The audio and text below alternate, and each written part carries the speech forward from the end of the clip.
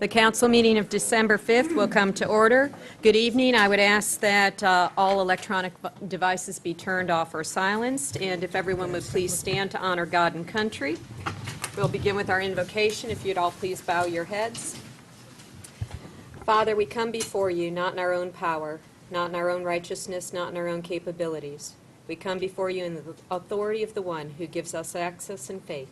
May we humble ourselves as servant leaders to quiet our own impulses and seek to listen and to understand the hearts and wills of those we are here to serve.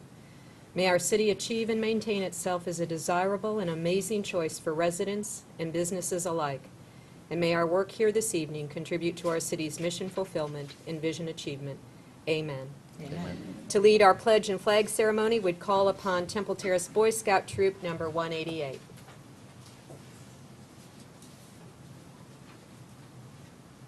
Attention, may the audience please rise. Color guard advance.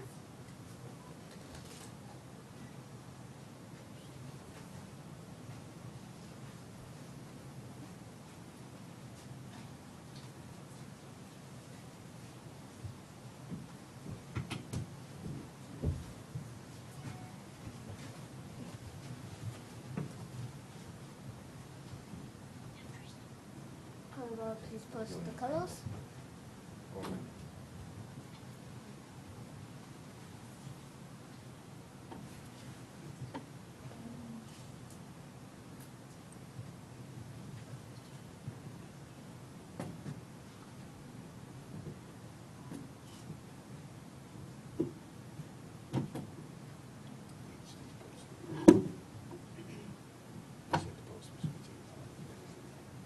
Please say with me the Pledge of Allegiance.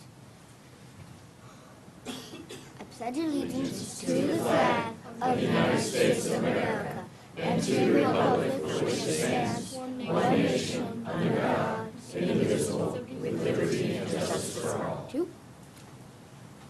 Color guard dismissed.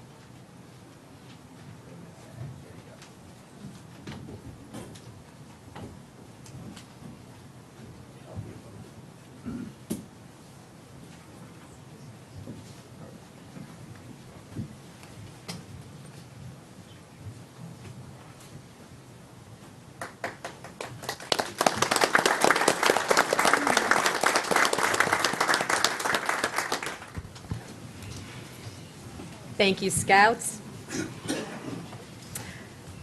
If there is anyone wishing to be heard on items not on the agenda, there are forms available in the back of the room. Once they are completed, they can be turned into the clerk to my right. First order of business is the swearing in of our new city attorney, Pam Shashan, city clerk.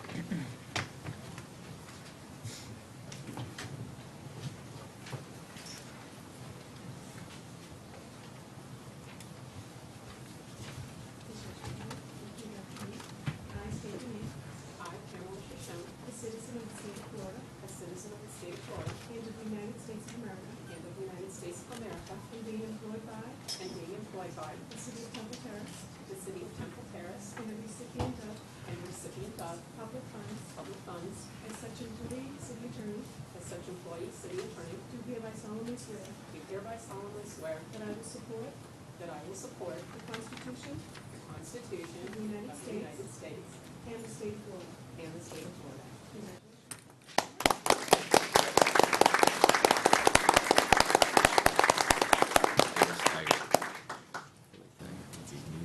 Congratulations. Welcome, Pam. Next, an update of Heart Mission Max and Service Realignment Initiatives. Catherine Egan. Good evening. Thank you for having me back again. I don't have to follow a cute police dog, but I have to follow the Cub Scouts, so you make this difficult every time. Thanks, Temple Terrace. Happy holidays first, Merry Christmas, happy end of the year, and thank you for giving us the opportunity to come speak with you about Heart Service. We have had a very interesting calendar 2017. We started off with a budget that, like a lot of smaller municipal entities, was being hit by changes in our market, fewer people riding, healthcare costs going up. And under the leadership of our board, which I have to point out, Councilwoman Donahue is on our board of directors. We appreciate her guidance. Under our board's leadership, we were able to turn a $5 million annual deficit into a balanced budget. We reduced administrative costs by $8 million over the course of the year. And we did this as a footprint to reorganizing what it means to have bus service here in Hillsborough County. We could be excellent on a few things or excellent on everything and just do less of it, if that makes any sense. So we spoke with our patrons. We took about a year visiting with people, seeing what did they want: straighter trips, faster service, 7-day-a-week service. And this initiative was known as Mission Max. I think we have a PowerPoint teed up. Thank you. So the first slide is maps of Mission Max service pre and post. And again, the goal from our overhaul for Mission Max was to give service that would be more direct, easier for folks to make connections, but more importantly, 7 days a week in as many places as possible. Do I have a clicker? I have a clicker, thank you. Thank you, thank you so much. And we had looked at not just Tampa, not just at Hillsborough County, but also at the different travel patterns here in Temple Terrace. We heard from a lot of folks that they could get on the bus and go to Applebee's or make a connection and go to school, but if we could do something straighter for them, they would appreciate that. We also had to provide a service level that we know we can fund next year and the year after and the year after. All the great things in our community are irrelevant if you can't get there. And if someone has signed a lease in a different part of the county and they work in Temple Terrace, or they've come here for quality of life and they work at the base, they shouldn't have to choose between their job or where they live in their schools. And if we can provide service that's consistent and they can make that trip for 5 or 10 years, then we're doing our job.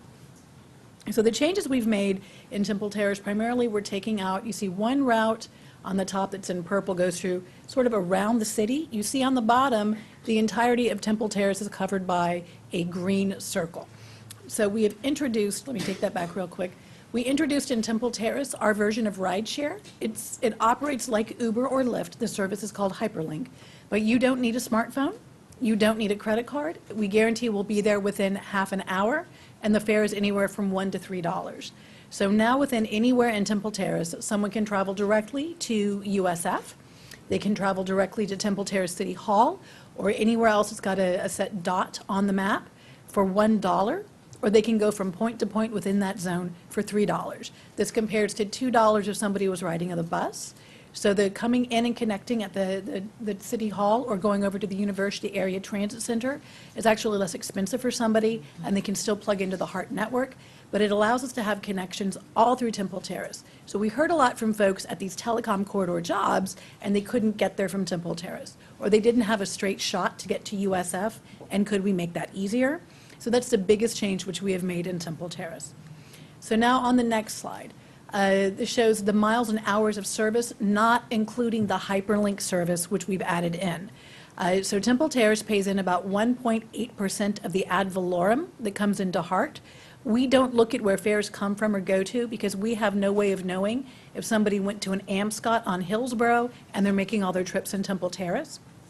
So we look up at the ad valorem. So historically, Temple Terrace has gotten about 2.5% of our service and paid just under 2% in ad valorem. When we add in the coverage of the hyperlink and how that would price out with a bus, you're still coming in at about 2.5% of the service in the HART network, and you're paying in fiscal 17 1.8% of the HART ad valorem. And that is just looking at our fixed route component. You also receive paratransit. This means for folks who have disabilities, if they can't get to the bus stop, they can't understand how to use the bus. Somebody had a stroke and they have an irregular gait, they qualify for our paratransit service. We will pick them up and take them directly to where they're going. They can also use Yellow Cab the same day under this service. So if you've got someone here in Temple Terrace in assisted living, they just need to get to CVS for their prescription, we can take them there and bring them home on a cab. I would let my grandmother ride this service, and I think that's the best measure of service for folks who might have different needs than that. She would not hesitate to let me know if it wasn't good if she were around. So we're happy that Temple Terrace continues to have a little bit more service than just on the ad valorem. And we're also happy that the changes on Mission Max have provided more direct service. However, whenever we change something, someone is not going to like it. A bus stop has been moved, a connection is straighter, a connection is not as straight. So how are we doing with being responsive to this? Well, Route 6 comes right up 56 and used to go through USF. It does not now. It takes a straight shot to go around the campus. That's made this route more attractive, and it's overloaded every morning. So we are seeing buses crammed at 6 in the morning. We've added additional trips at 6 a.m., and in February, which is our next schedule change, we'll be taking service frequency from 20-minute to 15-minute service here in Temple Terrace on Route 6. So there's a bus every 4 times an hour in both directions on that route. Route 39, we've also had some folks asking us to look at connections in the schedule, so we're working on that. And the 57 is a route which we had discontinued with Mission Max. We're picking up the vast majority of those folks again with a hyperlink. And again, anytime you change something, change is difficult for folks, but when you can get directly to your Applebee's for $3 when you want it, as opposed to making 2 connections and standing at a bus stop, that ends up being an improvement of service for you. So we will be coming back in February with some other modifications. And because we are looking long-term, here is a map of the service which is here today and some scheduled improvements over the next 10 years. Cut us some slack. We're trying to be long-term in our thinking. But again, we are here at various outreach events. We hear from Councilwoman Donahue. We hear from our patrons of what they'd like to see us do. There are a lot of folks who are living and working all over the county that are hubbing their trips here, that are starting their trips here, and we're very happy to have the opportunity to serve you. And that's it. I was trying to be fast. If you have any questions, I would be very happy to answer them. I have one comment. Yes, sir. First of all, best of luck in your new endeavors. Thank you. And we're thankful that you took the time to come and visit with us before you left. So thank you. You are my last official presentation. Very good. Yes. I do have one thing for you to mention to your staff, if you would. Yes, sir. In the changes, there's a new bus stop. I don't know if there's a good alternative, but there's a new bus stop on 56th Street, just north of Fowler. And the bus stops just north of Fowler Avenue. And when the bus stops and the green turn light is on for eastbound Fowler Avenue, and there's 2 lanes that turn, when that bus is stopped blocking the right lane, it's sudden. Nobody expects to stop immediately, and there's abrupt stops. And then also the traffic can't turn and winds up Backing up. backing up and blocking Fowler Avenue, so that when the light turns green for westbound, they can't go anywhere until the bus moves and it all unclogs. We'll go look at it. I'm joined this evening by our Director of Service Development, Steve Feigenbaum, and our Manager of Service Planning, Chris Okay. Cochran. So we'll go and check that out. Just to mention, I know there's But no thank you. perfect bus stop, but that one seems to But be. let us give us a chance to Yeah. do better. Yes, Thank sir. you. Thank you. Well, I can't go without making a comment. I have to say that, I've said before that I've been riding the bus. Those are my meetings. I get on the bus, and boy, do I get an earful. But every time I've sent a suggestion or a comment, your staff has been wonderful in responding, not just to me, but to the person who sent me the email. So as long as I've shared that, I want to just keep saying the staff has just been incredible. And these changes that are coming are exactly what they've been saying. It's too crowded. Sometimes I can't even get on the bus. It's so crowded. So I know that's music to your ears. You want to hear that a bus is so crowded. But for people When I'm not the who one sitting on the trying- crowded bus, right? Exactly. They're trying to get home in the afternoon. So that will go a long way to making those folks happy. But the hyperlink, 200 trips a day, that's amazing. Are we setting records? You are. The Temple Terrace zone is doing more traffic almost immediately after the change than the network was doing by itself before the addition. So we had really wanted to look at the rideshare model, but in a way to ensure equity. And I know Councilman Pogorlich can correct me on this because you went through all the Uber and Lyft stuff. Not that I want to give you flashbacks, but they're great at what they do. I got a book coming out. Right. But they're great at what they do, but there's an equity provision that a private entity is not going to do, and we don't expect them to do. They're in it for a profit, and they can be nimble and dynamic in a way that maybe government can't, but there is definitely a role in transportation for us to use our tax dollars to ensure that equity. So if someone wants to take Uber, more power to them. But what makes it attractive is it's that point-to-point. You're not getting a big bus out there. It's a different level of investment. You can get to your grocery store when you want to go, not when I think you could go with 2 transfers. And so it's been a really great opportunity to bring that benefit into our patrons in a way that folks don't have a barrier of, are you going to take my service animal? Are you going to take my scooter? I don't have a credit card. Can I call up and speak to a person? So it's been cool to bring that technology in a human type of way. So thank you for giving us a chance to do Thank you. that. Thank you, You're Ms. now Egan. officially released, apparently. Sounds like it. Thank you. Thank you, Madam Mayor.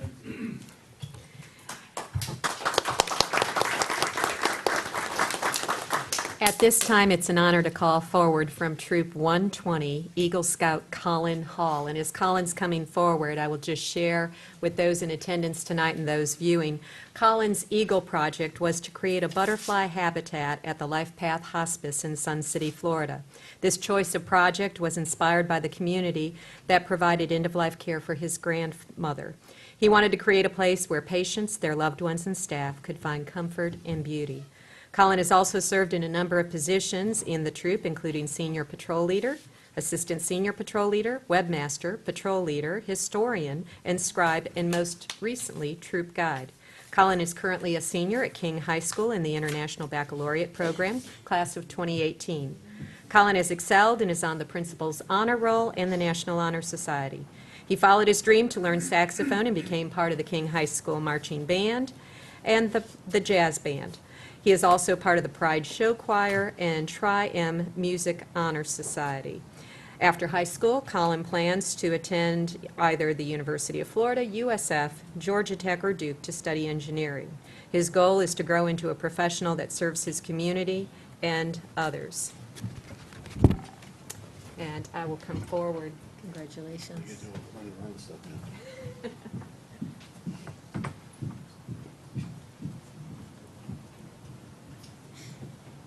I'd like to present this certificate to you, Colin, a certificate of recognition presented to Troop 120 Eagle Scout Colin Hall in recognition of his outstanding accomplishments of earning the rank of Eagle Scout, the highest advancement in Boy Scouting. Congratulations.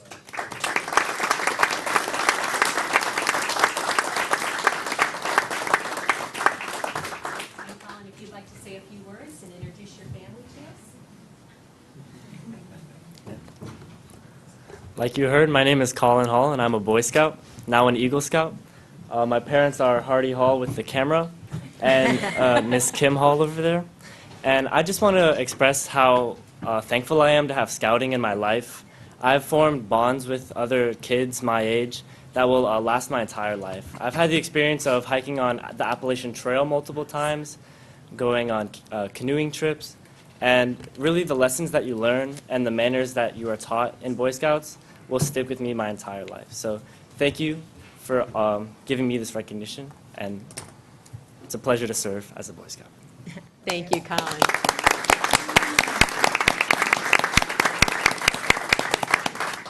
And we thank your parents as well, because we know the dedication it takes on the part of parents. Thank you. This evening's State of the School presentation, we will first call up Principal Ann Perez of Temple Terrace Elementary. Hi, good evening. I am the proud principal at Temple Terrace Elementary. This is my 5th year being at Temple Terrace, and we are growing each and every day. It seems like every single day we have a new registration. Last year, school year, we ended with 610 students, and today we're up to 685. So it's continuing to grow. It's been interesting, as I'm waiting on my PowerPoint, it's been interesting because when we look at our data as far as our population, at each grade level, a third of each grade level is brand new to Temple Terrace Elementary. So we've had quite a turnover this year, which has been a little bit of a challenge, but we're doing a great job getting those kiddos on board with the way that our culture of Temple Terrace Elementary. Decided to do a backup on Oh, awesome. Great. Of course it did. Well, I can keep going with mine if that's okay. Okay, our student demographics basically breaks down our ethnic. We have 2.6 Asian, Black non-Hispanic, 58.4%, Hispanic, we have 18%, multiracial, 6.9%, and then white, 13%, which equals a total of 685 students.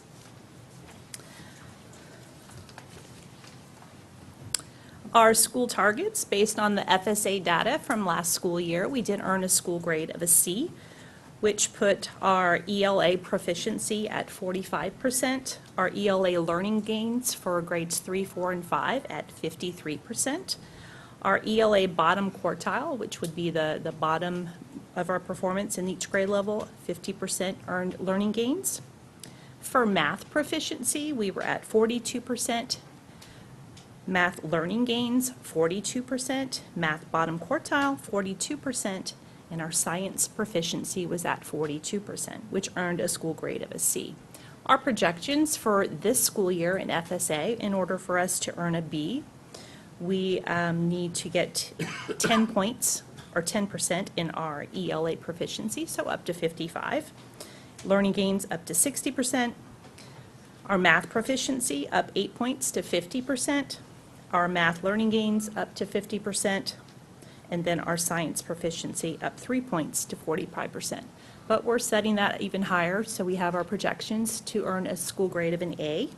We need to have our ELA proficiency up to 55%, our math proficiency up to 53%, and our science proficiency up to 48%.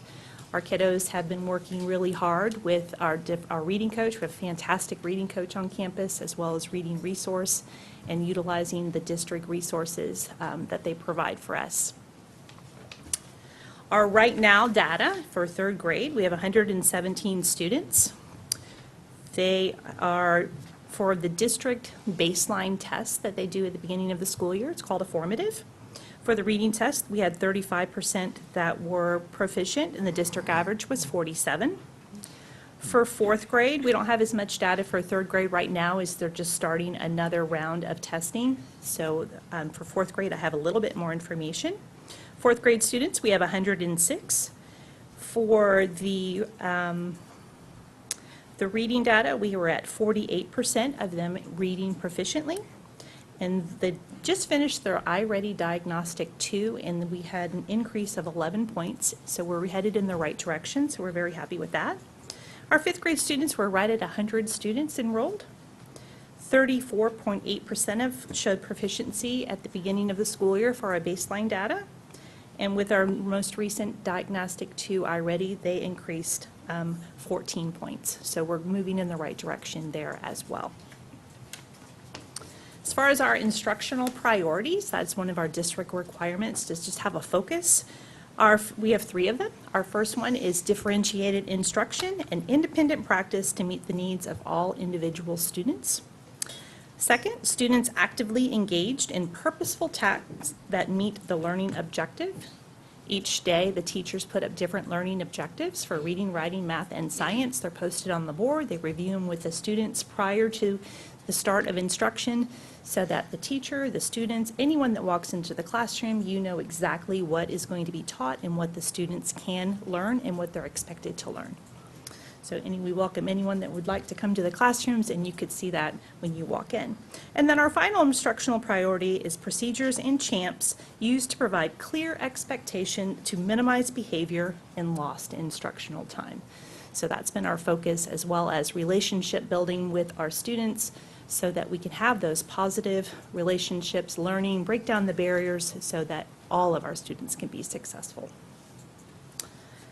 And that would be the end. Any questions? Thank you for being here. Thank you for inviting me. Thank you. Thank you. Next, would invite Principal Pamela Wilkins of Piso Elementary to present. Good evening. Thank you for having me. I'm the proud principal from Piso Elementary. This is my 10th year there, and we are located right on USF's campus, and we're great to be part of the Temple Terrace community. And Piso Elementary is a Title I school. We actually have 93% of our students that qualify for free and reduced lunch, which brings us additional funds. So we're able to get additional reading coaches, math resource, and behavioral specialists to be able to help support our kids and meet the needs of our students. So when we're looking at, our goal this year is learning knows no bounds. And our vision is learning for all and all for learning. And when you look at our demographics of our breakdown of our school, we have 48% of our students are African American. We're 37% Hispanic. 8% is Caucasian, and 5% is multiracial. Also, when you look at our makeup of our students, we have 140 students that are ELL, where English is their second language. And in that mix, we have 11 different languages spoken among our students. And again, yeah, and we have 93% free and reduced lunch. And then also, we have 20% of our population that qualify for additional support, whether it be gifted services or students with disabilities. We have a pretty large population of autistic students. And also, we have students who qualify for 504 plans, which will provide accommodations for students based on their medical needs.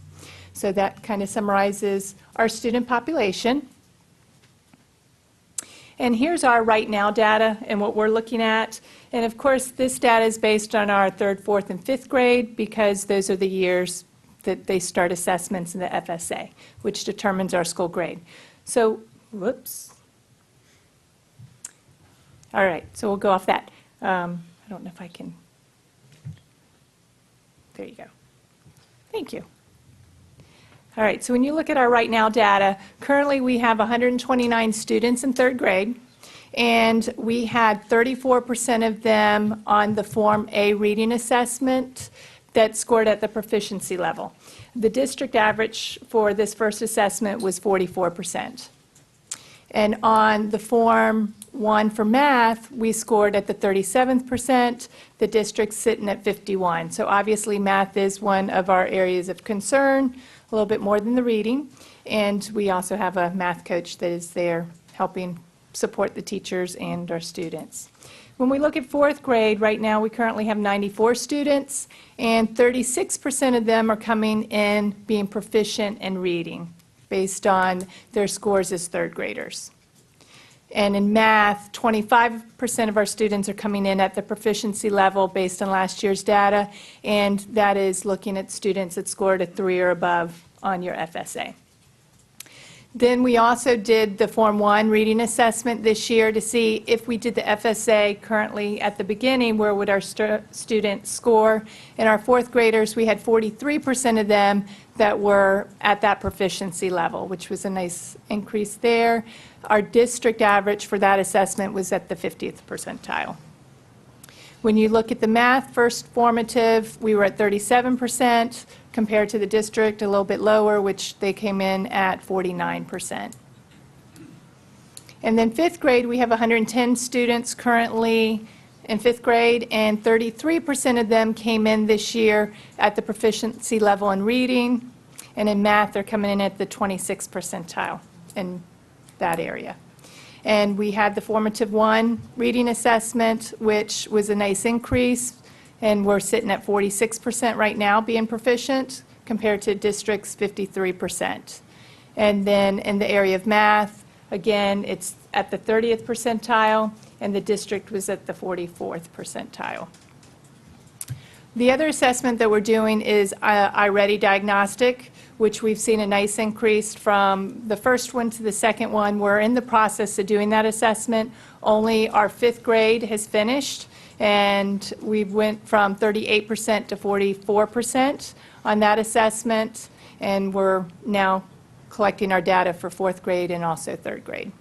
And then finally, based on a comparison from last year to this year and looking at that Form 1 assessment for 5th grade, we actually went up 12 points in that area. So we're moving in the right direction. And this actually shows you what our school targets are for this year based on last year's data. So kind of a summary of what we just did. Our ELA proficiency level for all 3rd, 4th, and 5th grade, we're starting out at the 34th percentile, and we want to get those in order to move up. We actually were a D last year and very close to a C, and to move up to a C, we need to get at least 45% of our kids to be proficient in the ELA area. And then learning gains for ELA, we were at the 49th percentile, and we need that to go up to the 59th percentile. And then looking at our bottom quartile of students. So if you have, for instance, if you have 100 students, you take the bottom 25, and we're watching and monitoring them to see if they make the year's growth. And that's another area that we get looked at for performance. So in that area, we want to increase that by 10% and go from 46% to 56%. And then the math is an area that we definitely need to increase, because we're starting off at the 28th percentile and want to go up to at least the 45th percentile. And again, looking at learning gains, that's where you have the data from students the year before, and then compared to this year when the data comes in, and we want to increase that by at least 10%. And then finally, the bottom quartile again needs to increase at least more than 10%. That would get us to move up one letter grade. However, if you continue to look at it, if we can make the gains like what we're seeing in some of the areas based on the formatives that we've already given, then we're shooting for that B and possibly even that A. So those kind of gives you the breakdown of how far we need to move our students. And again, we have instructional priorities and what we're looking at to help move students this year. And we're looking at acknowledging and implementing differentiated instruction in the classrooms. So that will increase student performance school-wide. And then also, we're collecting and analyzing student data on a daily basis, both in the instructional time and also through the assessments that are given. So that can help inform instruction. And then finally, we're a PBIS school, which is Positive Behavioral Intervention Support, and that helps build our school culture and reinforce positive behaviors throughout the day. So those are our goals, and we are looking forward to bringing our school grade up and shooting for that A. Thank you. Councilmember Gorelick? When you were looking at or had us look at your right now data, and I'm not picking on this particular percentage, it's the only one I wrote down, so. Okay. Your third grade math was a 37.6% versus, quote, the district average of 51.41. Is that district average just the average of all the schools, or does it take into account population of the school? That is throughout the whole entire district. Okay. So that's all So elementary school schools. is a school to them. Correct. Okay. That's just average all fifth graders together, or all fourth graders together. And so that's our proficiency level as a district as a whole. And then we actually dive into looking at each individual school. So when we determine, the school grades are determined on that data, a school compared to another school, where we look at how our teachers do, and if we dive into where our students really start and how far they come, then we see growth.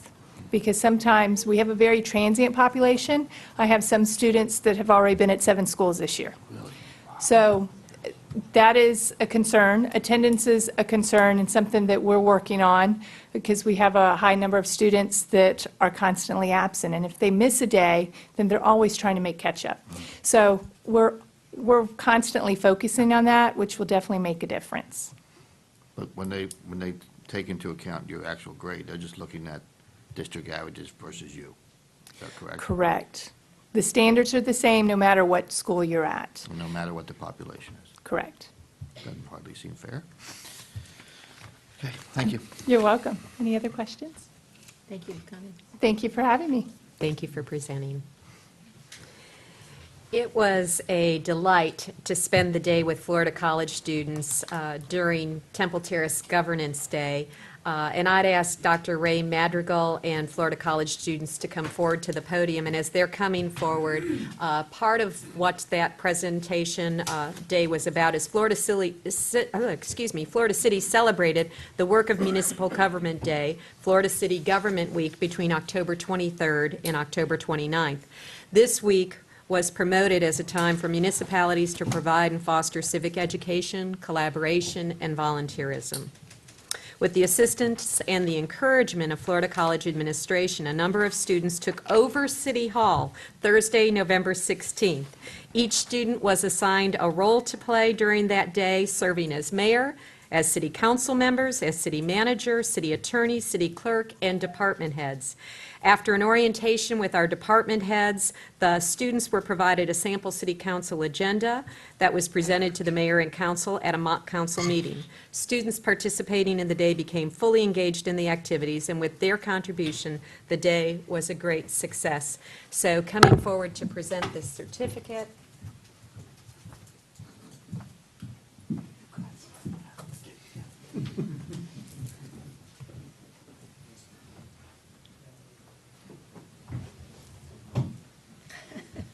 I'll come and stand by the mayor.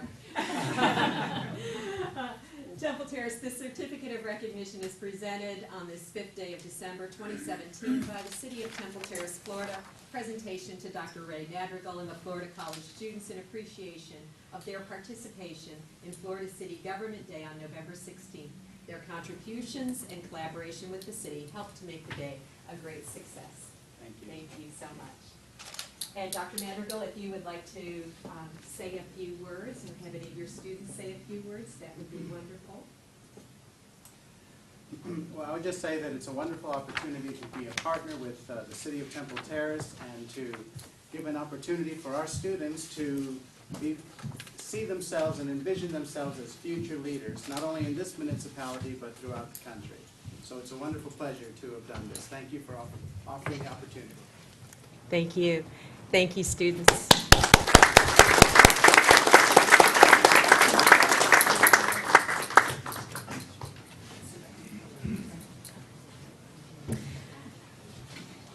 Council members, if the minutes of the November 21st, 2017 City Council are acceptable, would entertain a motion to approve. Move to approve. Second. Is there any discussion? All in favor? Aye. Aye. Opposed? Minutes are approved. Next item, persons wishing to be heard on items not listed on the agenda. We have one form. I would call forward Jess Woodall.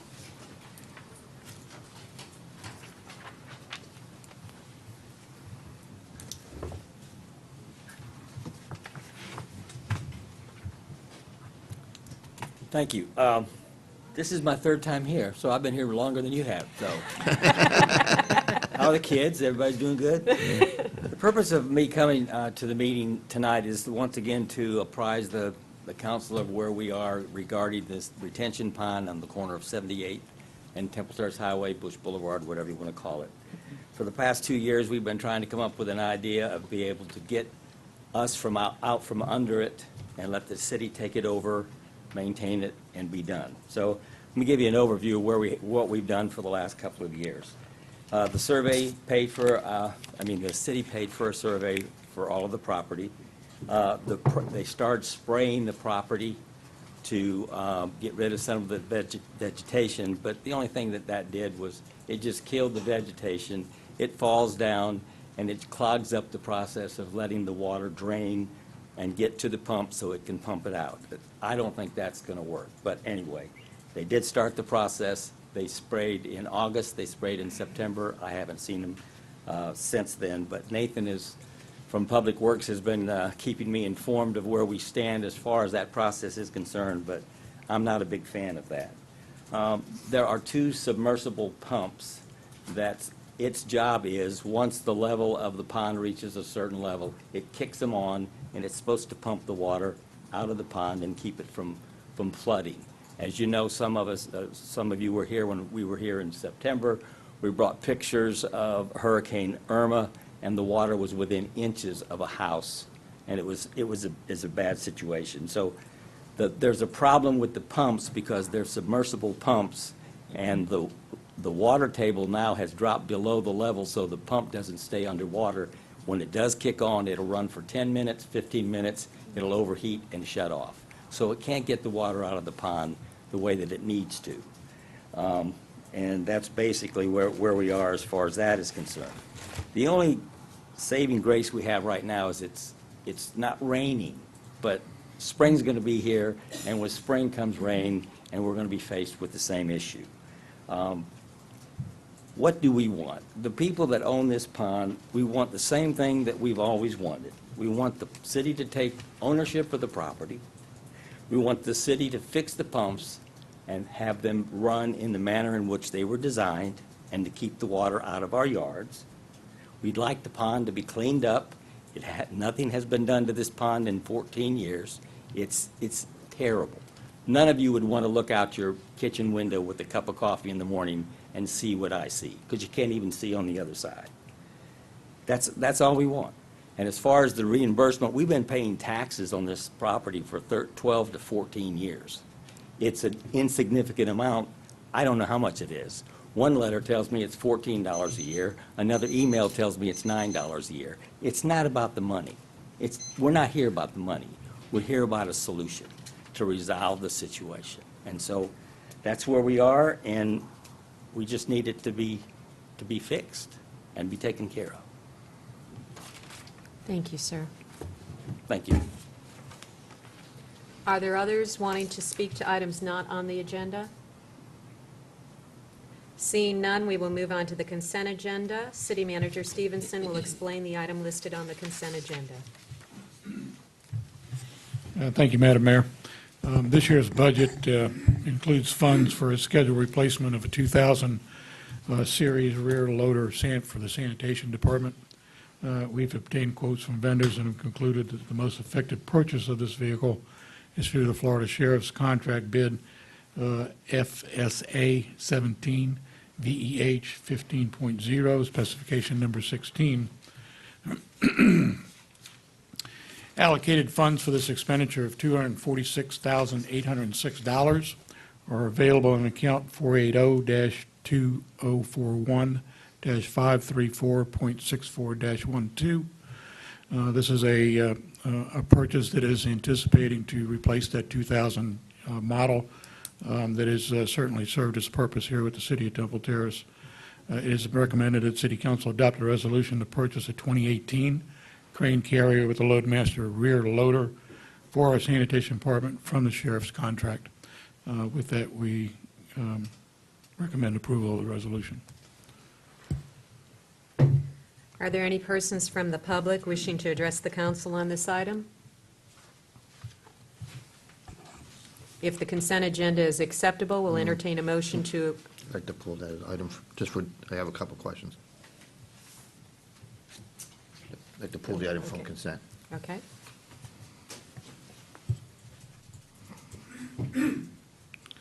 My turn? Yep. Thank you. I just want to understand what this truck is. Is this a typical residential trash truck? Yes, sir. Okay. Okay, that's all. That was my only question. No, it is a residential Okay. rear end loader. I know we had multiple discussions starting back in 2016 About the commercial. about Yeah. the No, this- residential, about the shape of the residential trucks. No, this is strictly for residential Okay. collection. Okay, Yes, sir. that's what I David, want. That's what I want to This is, ensure. you see the two newer white trucks we have in your neighborhood? Mhm. This is a sister to those, Okay, residential. okay. So I know we had discussions about the shape of those particular usage trucks, and I wanted to make sure that we were taking care of that problem. It sounds like we are. Yeah, this replaces the second truck that I bought in 2000. Okay, Yes. thank you. Okay. Are there other questions? Move to approve the purchase as described. Second. We have a motion, we have a second. Is there any further discussion? All in favor signify with aye. Aye. Opposed? Motion carries. Moving on, and we do want to make a note for anyone who may be here to speak on RZP 17-12, the rezoning of 13401 North 53rd Street. That has been pulled from the agenda, just in case people have not received that notice. But next, we will open the public hearing on a resolution to adopt CU number 17-02, AJI Store 2 LLC, doing business as Fuzzy's Taco Shop, 5621 East Fowler Avenue. If the city clerk will swear in all persons who will be testifying on this resolution. I do. And city council members, please disclose any oral or written ex parte communications with applicant or citizens regarding this matter. I had a brief email exchange with the petitioner who invited me to come and look at the conditions. I responded that I would try to make it by, but I never did. That's the extent. I received the same email. I'd note on November 10th, I met with the applicant to discuss their overall experience in establishing a business in Temple Terrace. We did not speak directly about this resolution, but we did speak about their experiences. I received the email regarding the visit. I'd already been there, so I didn't need to go. And I spoke last time about the meeting with the applicant regarding the overall business experience he's had here, but not this particular issue. I received the emails and did respond to the applicant, but I also took him up on his invitation and went to the restaurant to see exactly what they were proposing. I received an email but had no communication. Thank you very much. Senior Planner Michael Kokoski will present. Good evening, Michael Kokoski, Senior Planner, here to present CU 1702. This was continued from the November 21st agenda. The owners are J. Abril Properties LLC, D. Abril Properties LLC, and R. Abril Properties LLC. The applicant is AJI Store 2 LLC, doing business as Fuzzy's Taco Shop. If we can get the slide showing. Hold on, just need to. It's CU 17. Okay, hold on.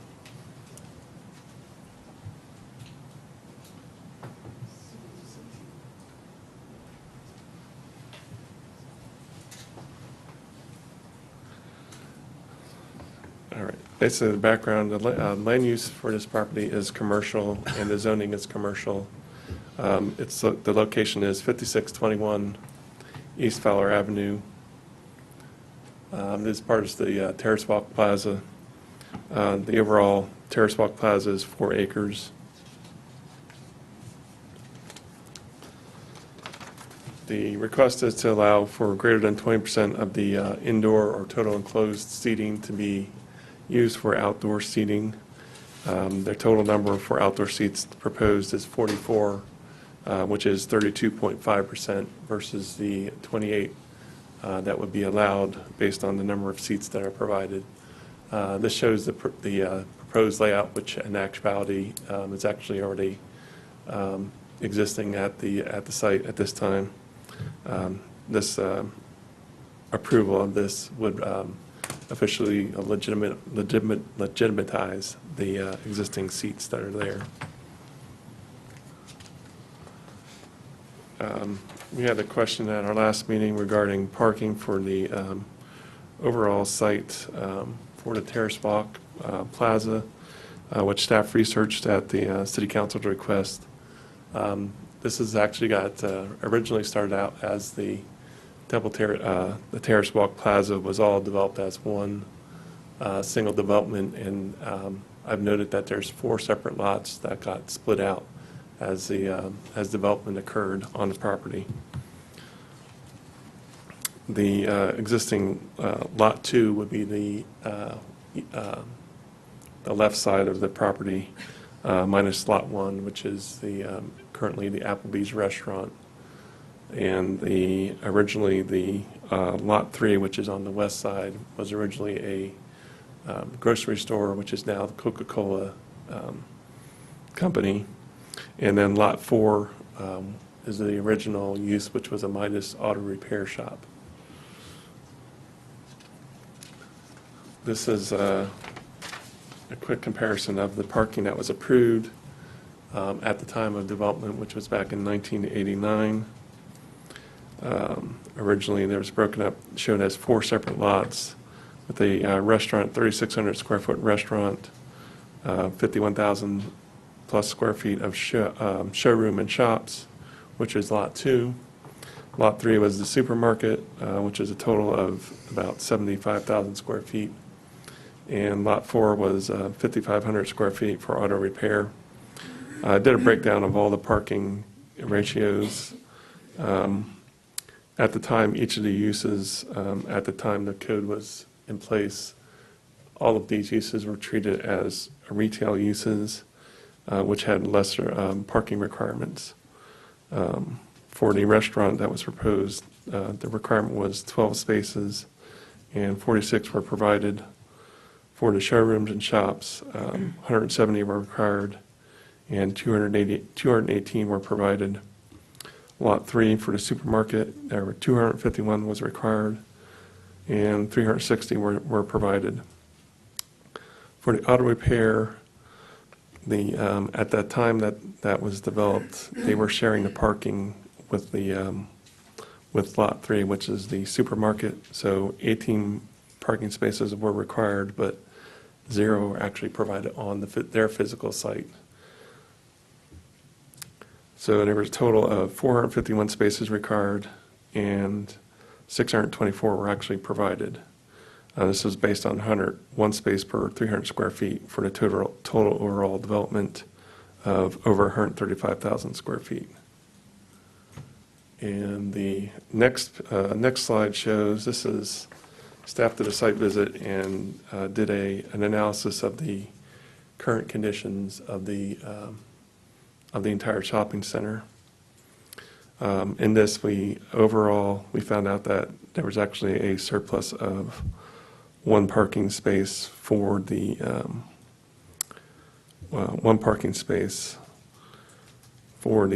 overall development, even with the 44 seats for outdoor seats as is being requested. We did analysis on each lot. For Lot 1, which is still a restaurant, which is Applebee's restaurant, the square footage was increased to about 4,700 square feet. And parking was based on a combination of the number of seats and the number of workers. So overall requirement for that Applebee's was a requirement of 46 parking spaces provided.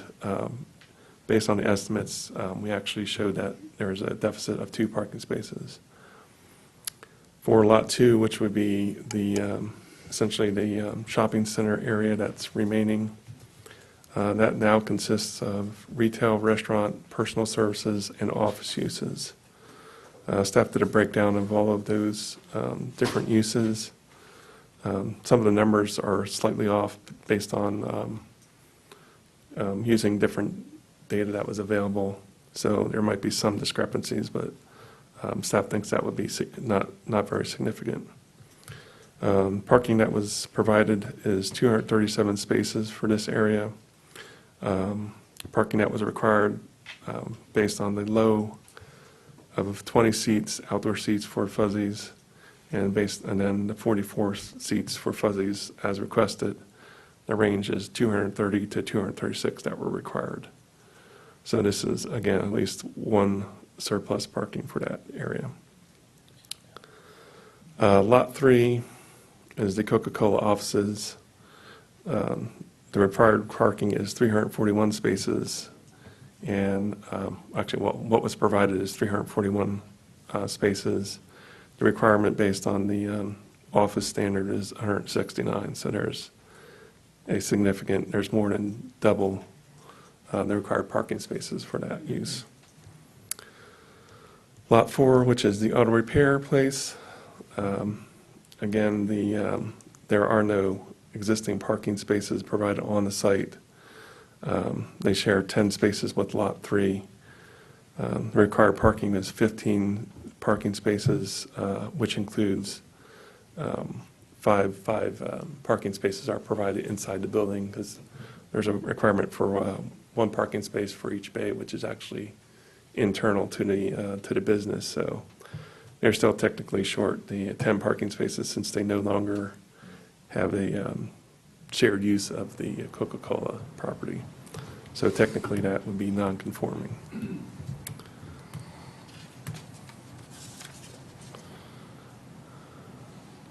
Community Development recommends City Council approve the resolution for CU 1702 with the conditions of approval, which are basically just limiting the number of outdoor seats to 44 seats, and staff will stand for questions. Would the applicant like to make a presentation?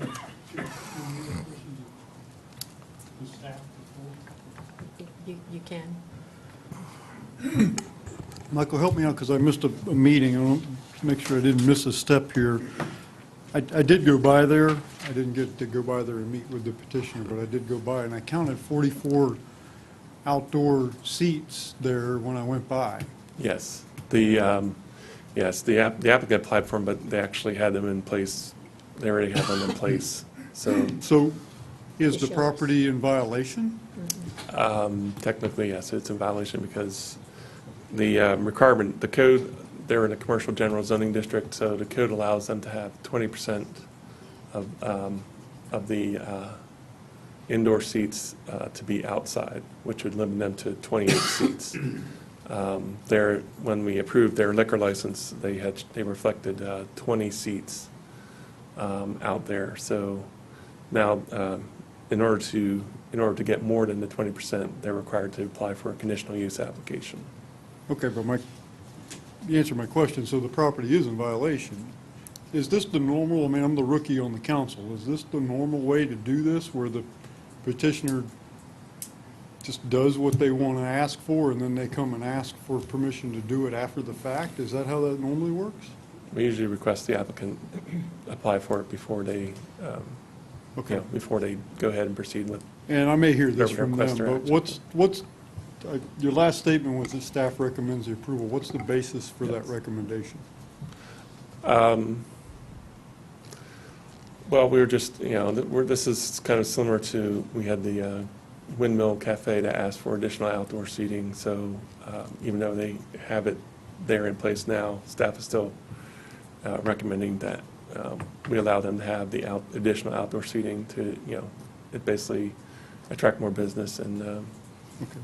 Did you tell them they had to take it down in the meantime until they got this approved? no, we did not do that. Thank you. If the applicants would like to make a presentation.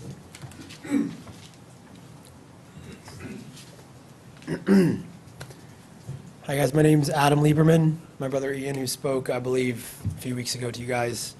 First off, thank you very much for having us, and I'll definitely address your point after just a quick statement here.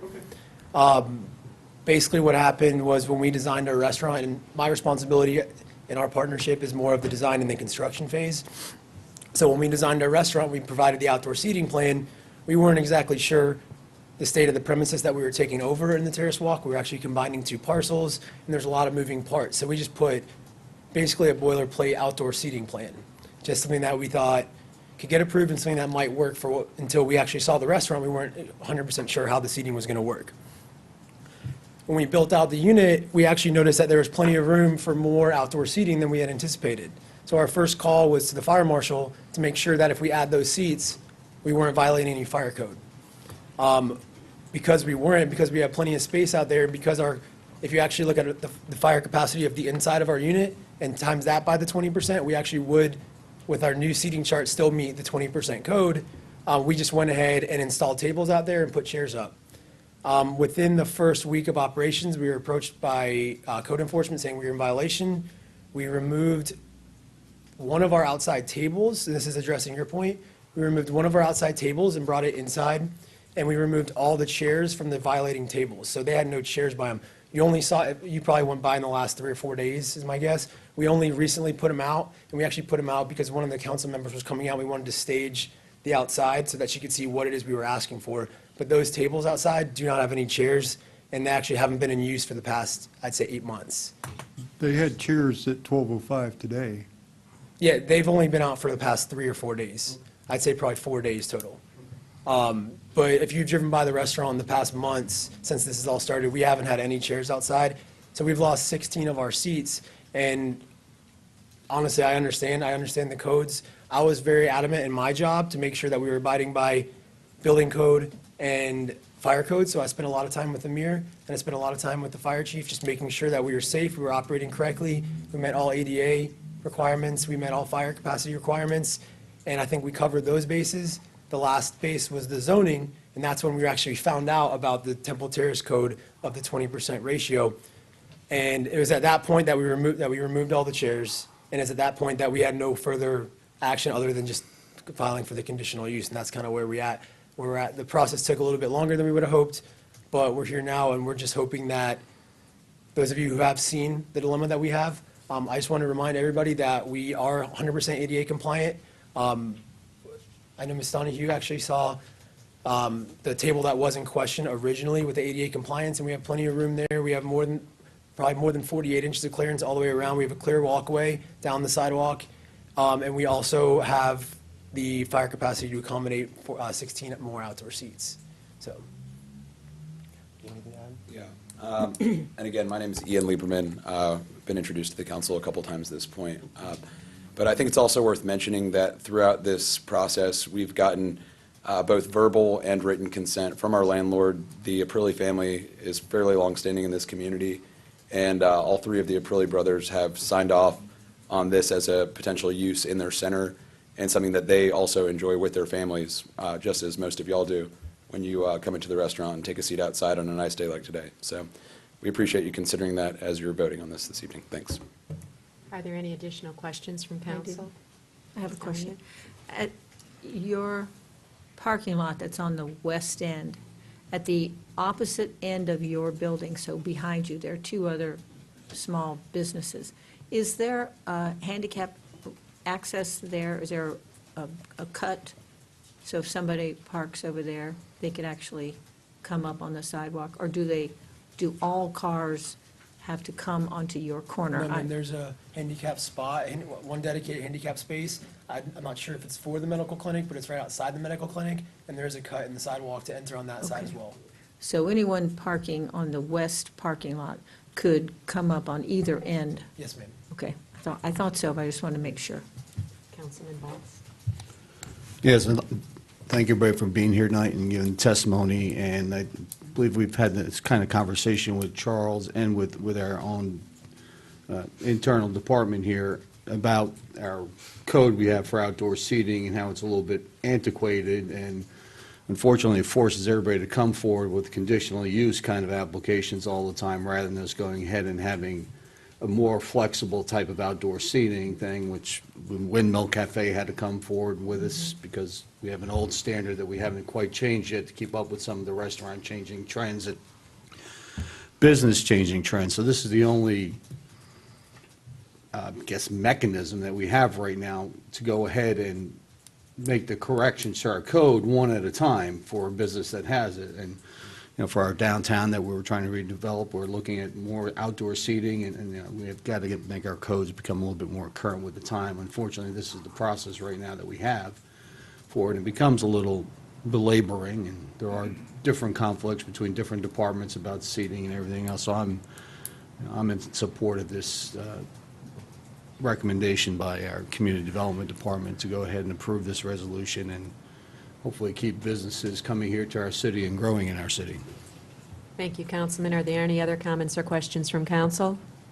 I would ask if there's anyone from the public that would like to address this item.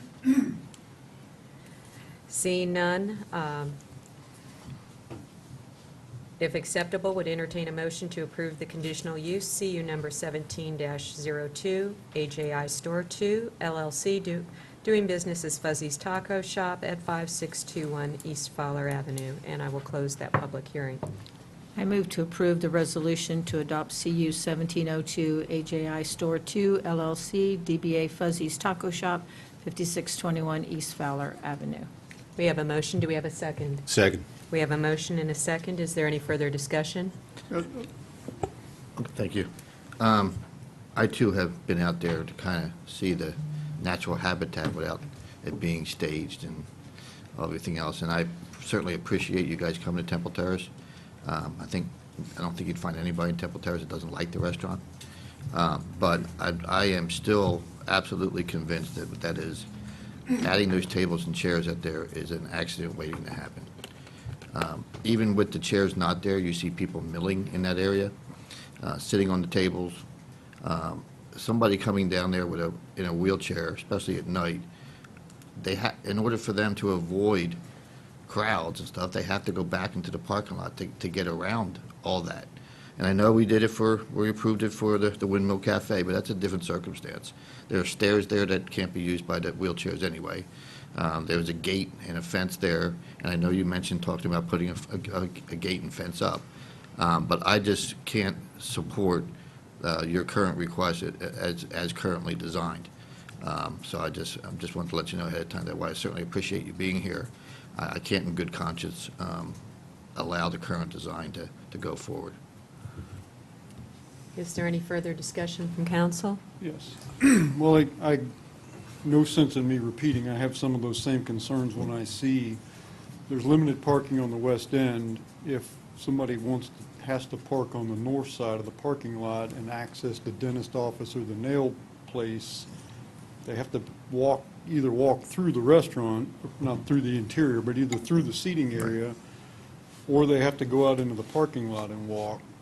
And a disabled person has an even more challenge because they've got to wheel through the restaurant where in between the tables. And I didn't measure. I'm taking you at your word that there's ample room, but you got to wheel through the restaurant. There's no sidewalk left, or you have to go out into the parking lot. But more fundamental than that for me is this, and I'm not opposed to revisiting our ordinance if it's needs to be. I haven't done the research. If it's out of date and not in keeping with Tampa and Hillsborough, then perhaps we should revisit it. But in the meantime, it's the law of Temple Terrace, and we have procedures in place to provide waivers, variances, conditional use for times when codes and policies don't apply, because nobody can always foresee every circumstance or exigent circumstance that comes up. So we have procedures in place for people to come to the Board of Adjustment or to the council and say, look, my property doesn't fit the intent of this, or the greater good is served by giving me a waiver to this, or there's some exigent circumstance, there's some hardship, there's something. And we do that kind of stuff all the time. But I don't hear any exigent circumstances in this case. Even the petition doesn't say any. There's no exigent circumstance. The only thing is they want more seating, which makes sense. But there's no exigent circumstances that says, well, this is why we shouldn't follow the law in this particular case. There's no, this is a strange layout, there's a wider sidewalk than normal, there's no other business on the other side, so nobody's going to go that way. That's how it was with Windmill. There's nobody, that's not a cut through to anything, it's a destination. This sidewalk is a thoroughfare from one business to another or to the parking lot. It's not the same scenario at all. And so I'm not opposed to providing waivers or variances, or I'm not opposed to revisiting outdated ordinance if it is in fact outdated. But I am opposed to granting a waiver based on essentially no exigent circumstances whatsoever. I mean, if we start embarking on that, why do we even have this ordinance at all? It makes no sense to me. If we're going to just willy-nilly say our ordinances don't mean anything, well, all you got to do is come before us and we'll give you a waiver. Why do we have the law? And so I can't support it, and not that I would never support it. If the ordinance needs to be revisited, and so be it. If there's modifications made that ease my concerns about the people getting access through that area, then so be it. I wouldn't close the door on this. But under these circumstances, plus, not to sound flip, but to add insult to injury, they have 44 seats out there right now, or they did 6 hours ago. I don't know that that's sound public policy to me, to somebody who just violates the city law and then comes before us and says, oh, please let me do it. Well, to me, they should have moved the chairs and tables out of there and then come before us and explain why it was a good idea and then hope to put them back. But, you know, maybe it's too much code board in me or something, but this is not how this is supposed to work, in my opinion. Thank you, Councilman Ross. Chair recognizes Councilman Boss. I just have a couple of things. If you go and talk to the city manager, you'll see there's a long string of requests from the fire department, code, community development regarding this seating issue and everything else, and conflict of opinions between different people about how many seats would be acceptable, how many would be acceptable. And they just basically said, well, you could do a whole new plan for another $5,000 and go ahead and put your seats in there, and that might be fine.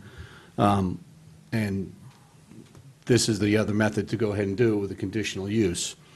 Now, arguments about the ADA, no one in any business in this country is ignoring anything about ADA requirements and what is required of them, because if you're not, you're just waiting and begging for someone to go ahead and sue you, whether you did anything wrong or not. So I believe that's a moot point. And when we talk about the Windmill Cafe, that actually is a shared area with all the rest of the businesses that are in there, as was testified to by the applicant in that situation. So what they're really doing is cutting it off, even though it's supposed to be shared with everyone in that plaza is supposed to have access to it. Also, if you go to cities like down Boca Raton or cities on the East Coast that have plazas like this that we're trying to go ahead and develop with restaurants along the outside of them that face the main streets with parking in the rear, everyone has sidewalks and that are running through the seating areas, through shop after shop after shop, whether it's a furniture shop, whether it's a restaurant, whether it's another business that has food sitting outside. People walk down the restaurants, they walk through the sidewalks, which go ahead and cut through. And this is the type of thing we're trying to develop and encourage. And here we are when we have one that's trying to do something. And the process, if you can go back and look through some of the emails between staff and the applicants, it was very convoluted over some of the issues and some of the conflicting information from departments here that made it confusing. So again, I'm going to say I'm in support of this. I think we're throwing up roadblocks we don't need to throw up and putting out moot arguments that have no bearing on this situation. Councilman Donahue? Thank you. I'm definitely in support of this because, and Mr. Ross, I hear what you're saying, but just because our rule is antiquated doesn't mean we should live by it. And these owners have come to us and said, you know, the only process that they have open to them is to ask us to change the rule for them. So that means that another restaurant out there who is thinking about coming to Temple Terrace might say, I don't know if it's worth the trouble. So we need to work on that. And I would like to ask at the end of this conversation, maybe that's what we need to do. So we need to revisit our rules. But we went on a tour, what's it been now, 2 years ago, and we went to St. Pete to see what it looked like to have restaurants have open seating in front of on the sidewalk. And every one of them was restaurant after restaurant. This is in St. Petersburg. Side by side by side, they all had to have, which is exactly what Fuzzy's has done, is that they've created a space. Now, they're going to, from what I understand, they're going to actually nail down that table that seems to be the offensive table so that patrons, we've all done it, we've all been in a restaurant, we're like, oh, there's 6 of us and these tables are only for 4, let's pull 2 together, and the next thing you know, staff is, you know, they're having to deal with an environment that we created. So in order to prevent that, that's what I'm hearing, is that they're securing that table. But we've really got to think about what else is around us. I mean, if you go out to Bruceby Downs, where, you know, you walk up to the restaurant, and the same thing happens, the sidewalk in front of, I don't want to name any of your competitors, so I'll skip out where it is. But obviously, it's a crowded, must be 3 or 4 different restaurants there, and you have to finagle your way through. And I'm sure that someone in a wheelchair, you know, is going to have to make that move. I'm sure staff, I'm sure they're going to make sure that person gets through. But I hate to tell them no when they opened in the first place. Our rules were a little loosey-goosey, and 20% meant one number and 30% meant something else. I mean, you know, and they did stage it for me to come and see it. And so I didn't, you know, I've seen what it looks like. I guess you saw it today, too, what it's going to look like, what it should look like. Forgive them for leaving it that way. I'm sure that in their hope that tonight will be the night that they can go back and say, this is it, we don't have to worry about this anymore. The fact that you can get the Aprilli brothers to all 3 sign off on something in their plaza is a feat, you know, and that they're behind this, and they've been in business here for a long time. So we need to be proactive in encouraging these young entrepreneurs into our city. And so if it means that we need to look at our code and change it, I know we've changed it for the overlay in the downtown area. So if it's good for downtown, maybe, and that's an especially wide sidewalk there. I mean, that's an overly wide area, so it's not like it's your standard, what do we normally have? I'm sorry, you folks who know all those numbers, I don't, but it's not a narrow, it's an extremely wide, and there's no seating in front of the restaurant, so there's only that one section. So I'm definitely in favor of this, and I hope you will encourage others to join you, competitors, I know, but that others will come to Temple Terrace and open restaurants here. Let's face it, people want to eat outside. It's beautiful out there. Today was the perfect day. And like they've said before, people tend to drag furniture out there. So, we need to help them and be successful. So, thank you. Councilman Chilera? Thank you, Madam Mayor. And at the last meeting, I said, what I felt, and I'll just lightly touch on. I want to thank the Lieberman brothers for picking Temple Terrace and being the entrepreneurs that they are. I commend them for that. My biggest issue is safety. I don't feel it's a safe environment. I look at kids sitting there, they can run through those rails, and you're out in the middle of the street. And I know if that was it needs to be re-looked when issues are approved. When that outside patio was approved, there should have been a solid rail going across the front there. This is not a fair comparison when staff said this is comparable to Windmill Cafe. Windmill Cafe is in a corner. There's no cross-access. It's tucked away. There's no cross-access through Windmill Cafe. It's in a corner. And if this was in a corner, I would have no problem approving it. It's right in the middle of a sidewalk and a road. And that road is pretty intense. I drive through this area 3, 4, 5 times a day. And I'm very pro-business, okay? I try to support as many business ventures as possible. I'm an entrepreneur just like you guys. But I also have to make sure there's safety in place. If down the road staff wants to look at things differently, we certainly can do that. But to sit here and say that, yes, I'm comfortable with that, I'm not. And in the future, if any kind of outside patio is approved, there needs to be some kind of railing around the perimeter so people cannot just run through there, because there's kids, there's adults, anybody, and the street is literally a couple of feet away. And I certainly don't want to read another incident happening in Temple Terrace. So because of that, I cannot support it. I commend you. I hope that you will continue to work with the city, and if the rules change in the future, I certainly would look at that.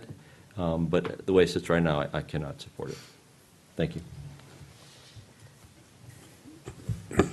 Just a couple of things I'd like to respond to. One is, according to the documentation I have in front of me, they're already approved for 28.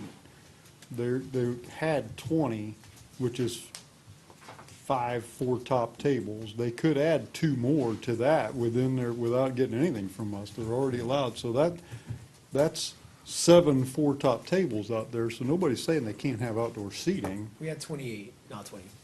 We've had 28 since we've opened. Okay, all right. Well, so nobody's saying that they can't have outdoor seating, but I agree with Mr. Chilora. The setup is different, and I've never said that they weren't ADA compliant. What I said was, if a person has to park on the north side and is going to the dentist office, they have to go through that area, and if they're in a wheelchair, then it's crowded, that's going to be difficult. I never said they were not ADA compliant, so I want to make sure the record stands corrected on that. And I don't think these concerns are moot. They may be something that we don't agree on, but I don't think they're ridiculous and they're moot. And I don't know what Tampa's, we're not the only ones that have rules. I mean, everybody acts like Temple Terrace is the only one that has rules. Tampa has rules, Hillsborough County has rules. I don't know what they are. If our percentage is outdated, then let's change it. Let's look at it. I don't have a problem with that if in fact we're outdated, but I've heard no evidence from anybody. I've heard it said a couple of times tonight, but I've heard nobody say what Tampa's ordinance is or what Hillsborough's. I don't know if we're antiquated or not. If in fact we are, by all means, let's look at it, because I know outdoor seating is a big thing, and nobody said they can't have it. But it is a thoroughfare, unlike the Windmill Cafe and some other places. A lot of those places that you refer to, not all of them, I know where you're talking about, most of the places that you're referring to where they have the outdoor seating in the trendy areas that you see, they have a railing and then there's a little bit of sidewalk before the street. Not all of them, I know, but that's pretty typical. I mean, if you go to Ybor, they don't sit right up to 7th Avenue. They have a railing and then there's a sidewalk for people to walk outside the seating area. Not always, but in any event, I am all in favor of looking at the ordinance, but that's not what we're considering. Prior, Can we respond? yes, please. So there's been a lot of commentary, some of it with regard to the code, some of it specifically operational, and also with regard to restaurant design. So we will tell you that we own another restaurant in Hillsborough County, subject to those guidelines. The only guidelines that we found there when building our patio there, and we did go through the whole site approval process, is that it's a number of seats per covered square footage. So on this patio in particular, based on Hillsborough County guidelines, we have a 1,500 square foot patio. We would be allotted a certain number of square feet per seats per square feet. And we would be, based on Hillsborough County guidelines, significantly under that number of allotted seats. I know it's somewhat anecdotal, but I do know it to be true, having gone through that process myself. With regard to an actual railing that would keep handicapped citizens in a more comfortable scenario, well, first of all, I can assure you, and based on Councilman Boss's comment, our primary concern is not getting sued. In operating a restaurant, it's a highly litigious, very dangerous environment. We have significant insurance policies because of that, and there are attorneys that make a living going around town with a tape measure attempting to sue local business owners and entrepreneurs that all they want to do is, in our case, sell food. So we are very, very concerned about that. And the safety of our guests, always. But as far as, in our conversations with Amir, Mr. Ancini from building, we talked about all these scenarios. We have, and I'd encourage you to read all the back emails. This has been an ongoing issue for the better part of a year at this point. And really why we're here, I said it last meeting and I'll say it again, is really in a spirit of collaboration. We want to be a mouthpiece for the city of Temple Terrace. When other restaurant owners, large and small, call us, we want to gladly tell them, come to Temple Terrace. It's not a matter of competition. It truly is a matter of creating Temple Terrace as a dining destination. And currently, in good conscience, I couldn't tell another restaurant owner to come here because it is quite difficult and quite expensive to get business done. Let alone, it's hard enough to sell food consistently on a daily basis. The reason for those chairs out there today are, honestly, we've had them sitting off to the side that we've been using to stage for some meetings that we've had. We had Councilman Boss out, we had Councilman Donahue out. They sat off the side. I'm sure one of our managers just grabbed a couple because it was a nice day. And just to confirm, there were 40 seats out there. Definitely were not 44, because that outdoor table that we're proposing maybe go outside is currently sitting in the middle of our dining room. This is not to be contentious, and this is certainly not to be argumentative. We just really care about the success of this business. We've invested the better part of $1 million in it and our entire life. And we're here in Temple Terrace, and we're looking to be here to stay. So, I don't know, Adam can comment on all of the safety and structural issues. No, I just wanted to say, I find it a little disheartening when, Councilman Ross, when you say that we're just kind of going about this willy-nilly, and there's not really any substantial reason for us to ask for more seats. And from an outside perspective, you may just think, oh, they just want more money. I can assure you, the challenges to operating a successful restaurant are very unique, especially in Temple Terrace. Full disclosure, we are not a money-making endeavor right now. Temple Terrace is a hard market, especially during the summer, when the university's out, and into the fall. We're simply just asking for the possibility to succeed. We have invested a lot of money and pretty much our entire lives and all of our savings into this business.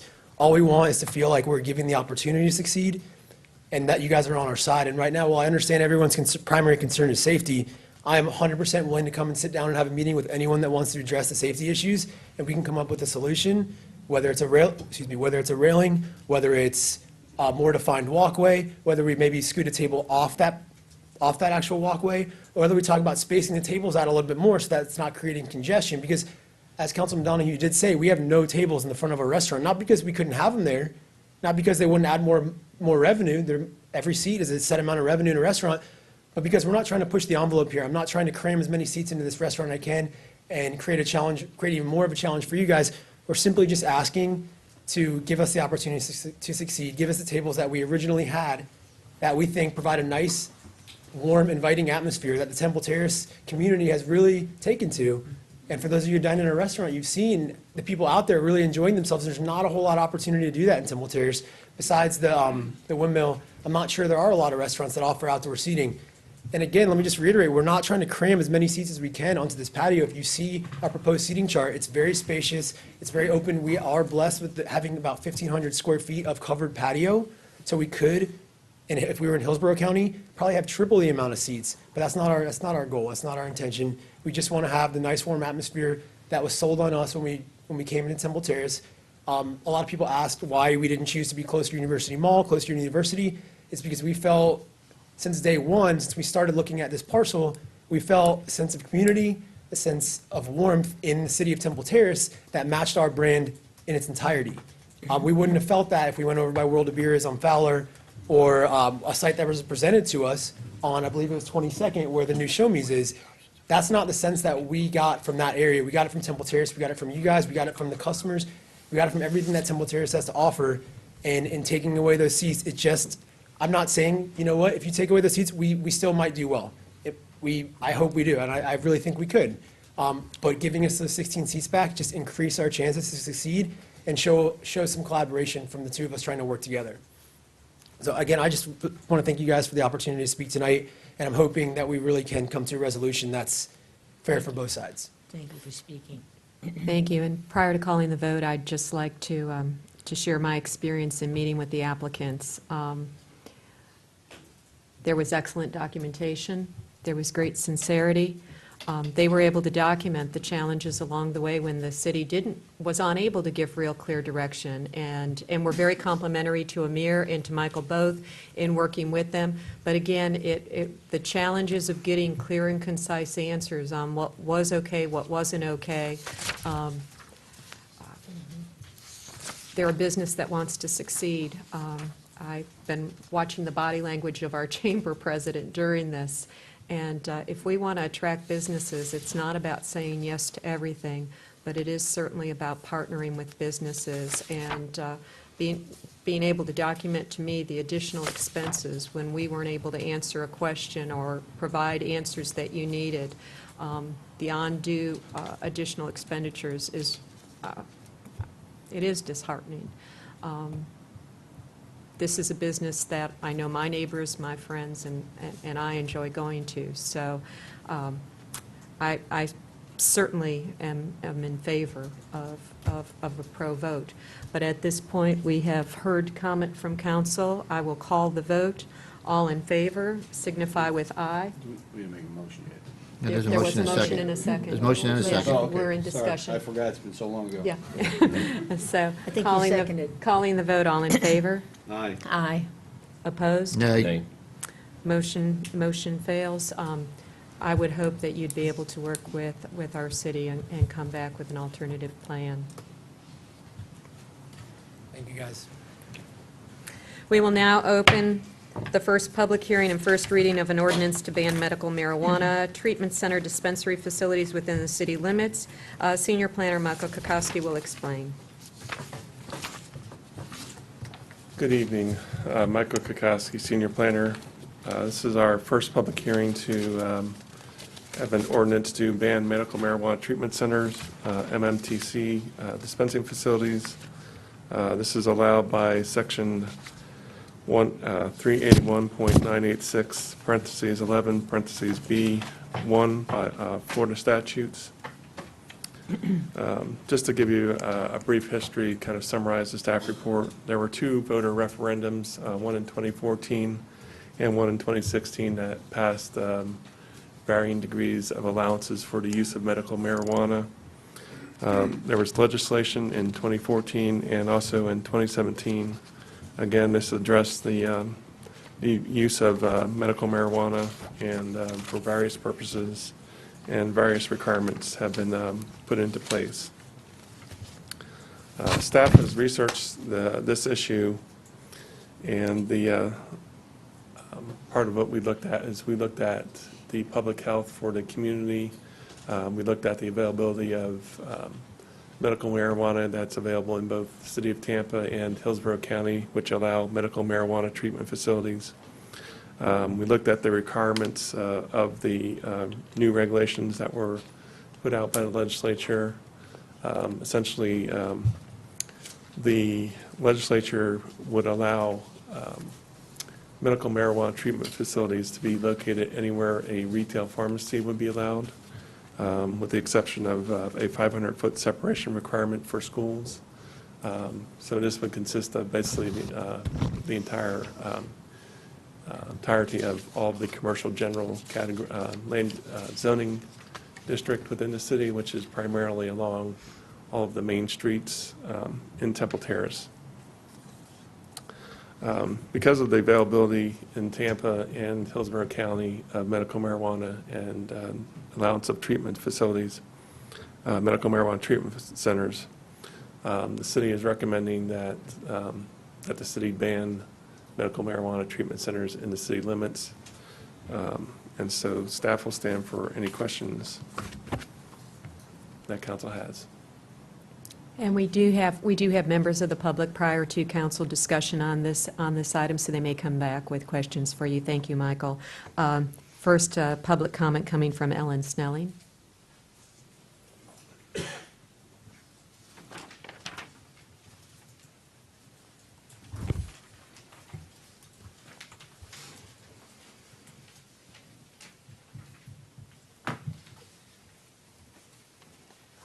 Hello, Ellen Snelling, 521 Lantern Circle. Good evening.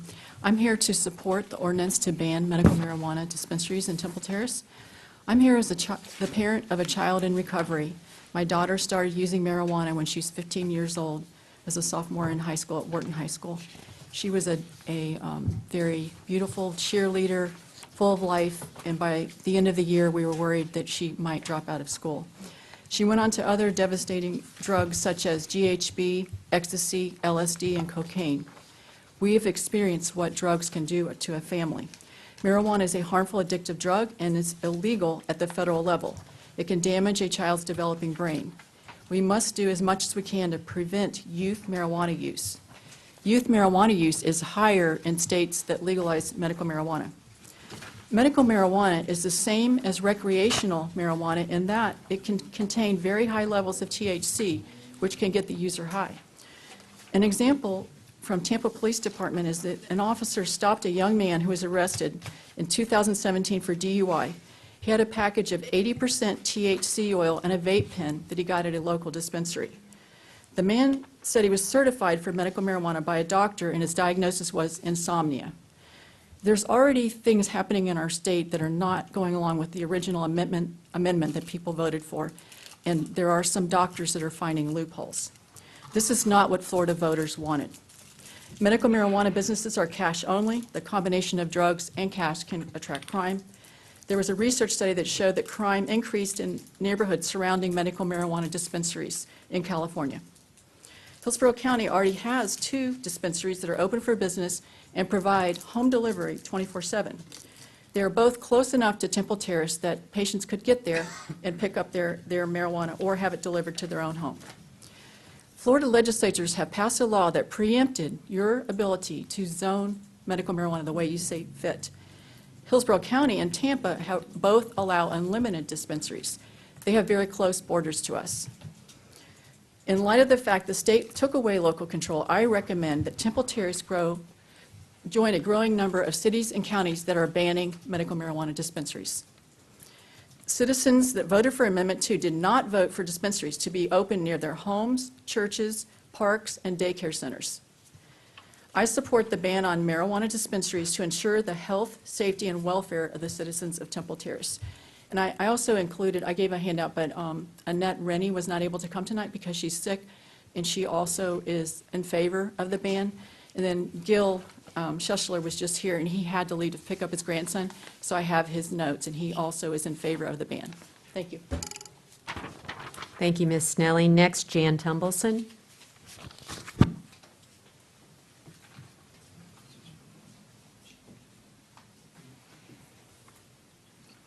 Good evening. Jan Tumbleson, 208 Holland Avenue, Temple Terrace.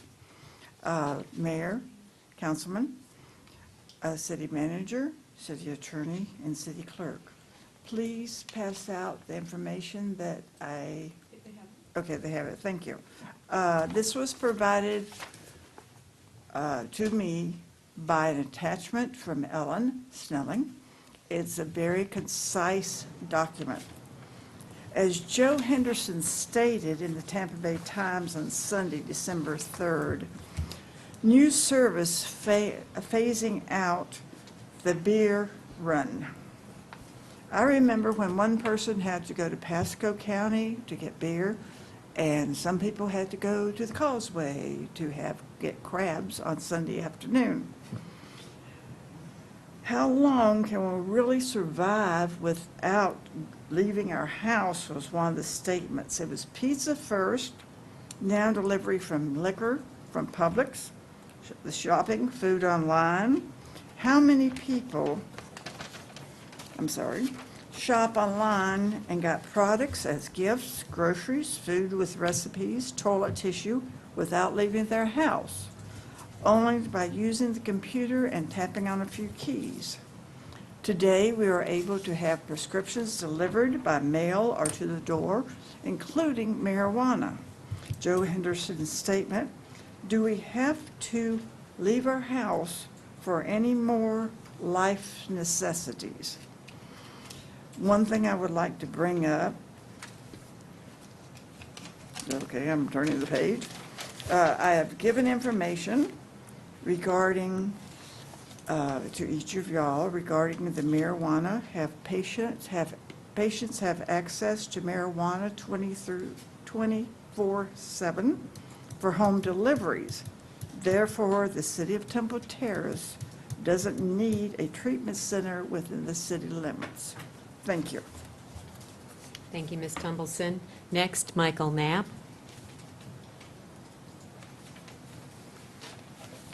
Good evening. It's a pleasure to be here with you, and I want to thank you all for your service to the city. 71%.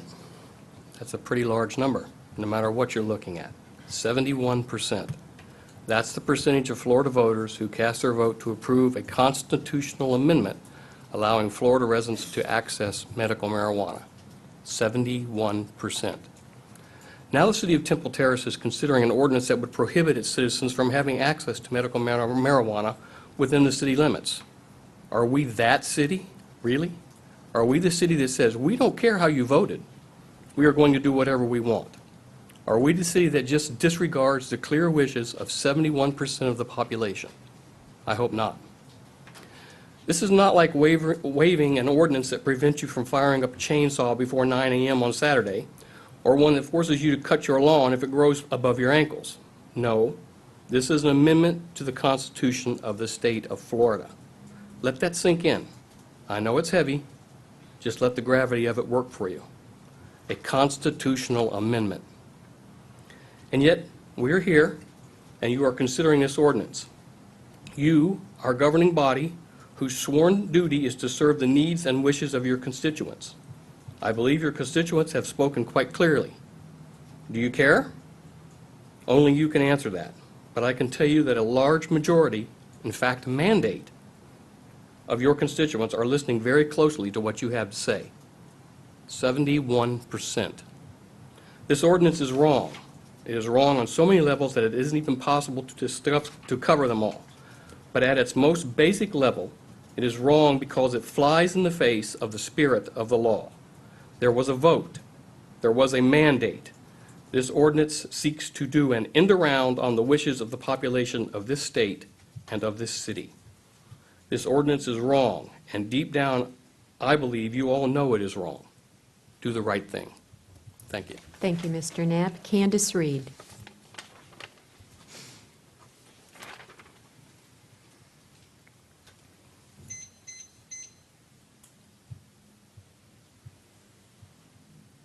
Good evening, Council. I live at 5410 River Hills Drive. Got 3 different topics that I want to kind of wrap up into the same one. So the first one is called compassionate care. It's the reason 71% of us voted for this. People like my aunt, let me give you a list of the diseases that she clinically has. Fibromyalgia, degenerative disc disease. Give me one second, she texted them all to me.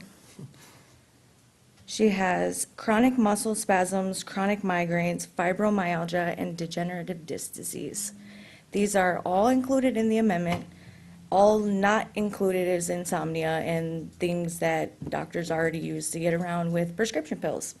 So at the same time, my aunt said today she's officially registered with the Florida Health Department. Her application is pending. She needs to send in the application fee.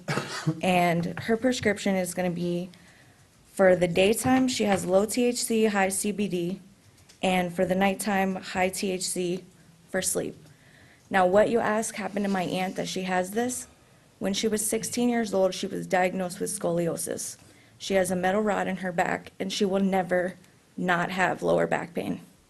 This will be a constant situation for her, and it is because of her that I voted yes. My aunt needs help, and currently she's taking 14 different prescription pain medications, or not per pain, but all of the things that her pain medications have led into, such as depression and anxiety. So for that reason, I voted yes. Secondly, I wanted to bring up the idea that commercial real estate values have increased in the city of Seattle, Portland, and Denver within 0.8 miles of a medical marijuana dispensary. That is something that we have recently been talking about because I know we put on hold the remainder of the development in downtown Temple Terrace. Now, we're talking about commercial real estate values.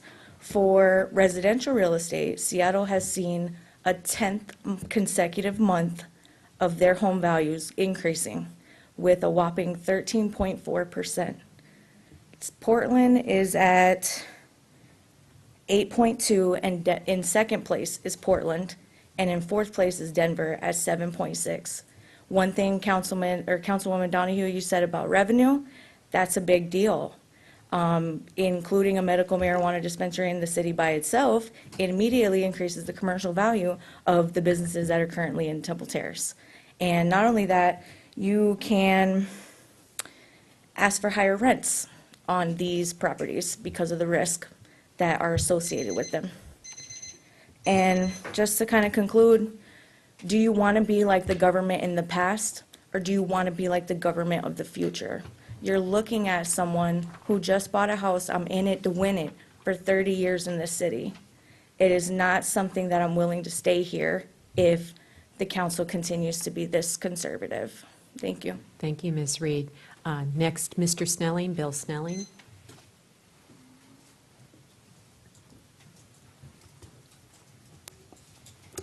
Good evening, Council. Bill Snelling, 521 Lantern Circle. I'm here tonight as a concerned citizen of Temple Terrace. I wholeheartedly support the proposed ordinance banning marijuana dispensaries. As I see it, these dispensaries offer no benefit to the city from a financial, aesthetic appeal, or law enforcement perspective. I also have serious concerns about the health, safety, and welfare impacts to the city. The state legislature has basically eliminated our ability to regulate the number and location of these facilities. The only control we really have left is to ban them. The ban would not deny residents reasonable access, in my opinion. There are already 2 dispensaries located within a 30-minute drive from anywhere in Temple Terrace. Hillsborough County and Tampa do not have a ban, excuse me, and they border Temple Terrace, and if for some reason additional dispensaries are needed, they could go there. Furthermore, the products are available via home delivery, including designated caregivers. In conclusion, I ask you to approve this ordinance. Marijuana dispensaries would in no way contribute to making Temple Terrace an amazing city. Thank you. Thank you, Mr. Snelling. Is there anyone else from the public that would like to address this issue?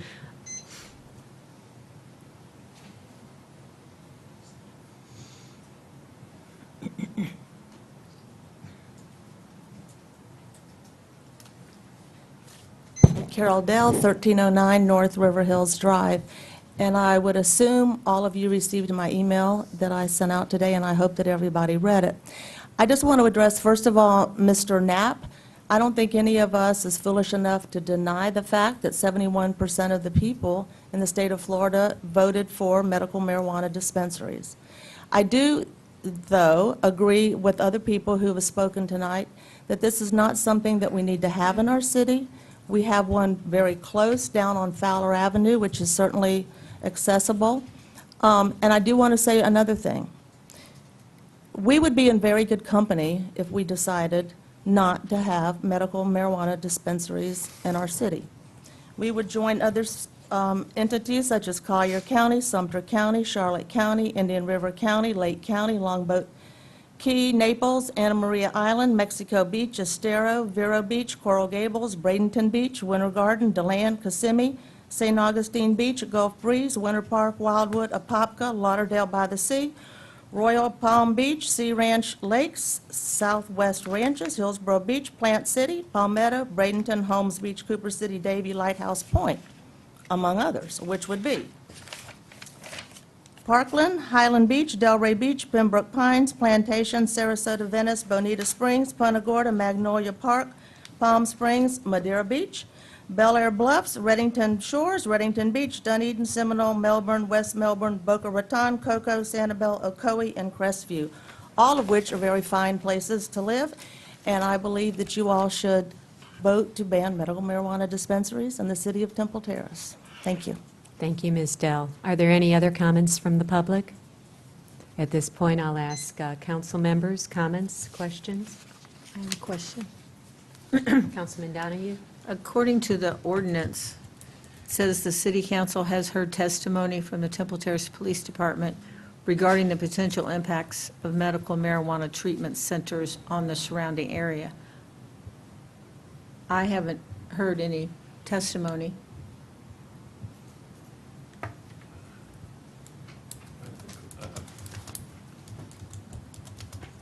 Might have to clarify that issue, clarify that item. Michael Kokoski, Senior Planner. We, before the 2017 legislation was passed, we had done research and we were developing a land development code that would allow for medical marijuana treatment facilities based on conditional uses. Some would be permitted, and we did research based on cases that were looked at from Colorado, and we worked with our police department that expressed a great concern about the increase in crime and increase in calls to address as a result of the approval of the medical marijuana that was based out of Colorado. So we had looked at case studies at Colorado and California when staff had done that research. So that information might not have been presented to council, but we can, if we need to modify it in our resolution, we can do so. Well, I would like that sentence completely stricken from this ordinance because we have not heard any testimony from the Temple, it says the Temple Terrace Police Department. I mean, that, I don't know why that sentence is in there. I understand you did research, but that's not what this ordinance says. And going forward, anybody reading this ordinance 6 months from now or 5 years from now is going to believe that we had had such testimony. So I would ask that, ask the city attorney, how do we strike a line in this ordinance? Now, I have other comments to make, but that's my first question. Well, and I would ask at this point, would Chief Albano like to step forward and comment on this? Madam Mayor, if I can make a couple of statements here. I think what has happened here is that when we first talked about either adopting or, excuse me, banning medical marijuana facilities here in Temple Terrace, I believe, and this was the first time that we did our moratorium, there was a white paper that was included in council agenda from the recommendation of our attorney to recognize a white paper, as it was termed, from the state of California that first dealt with this. So we can certainly provide you with that again. I do agree with you. I don't know that we've heard any testimony, if you would, from our police department. Certainly Mr. Albano can enlighten us with his his attitude toward this, this item, but I believe that that's what that is supposed to be referring to, not our own testimony from our own police department. But that white paper was included, I believe, the first time that we talked about placing a moratorium on this issue, so.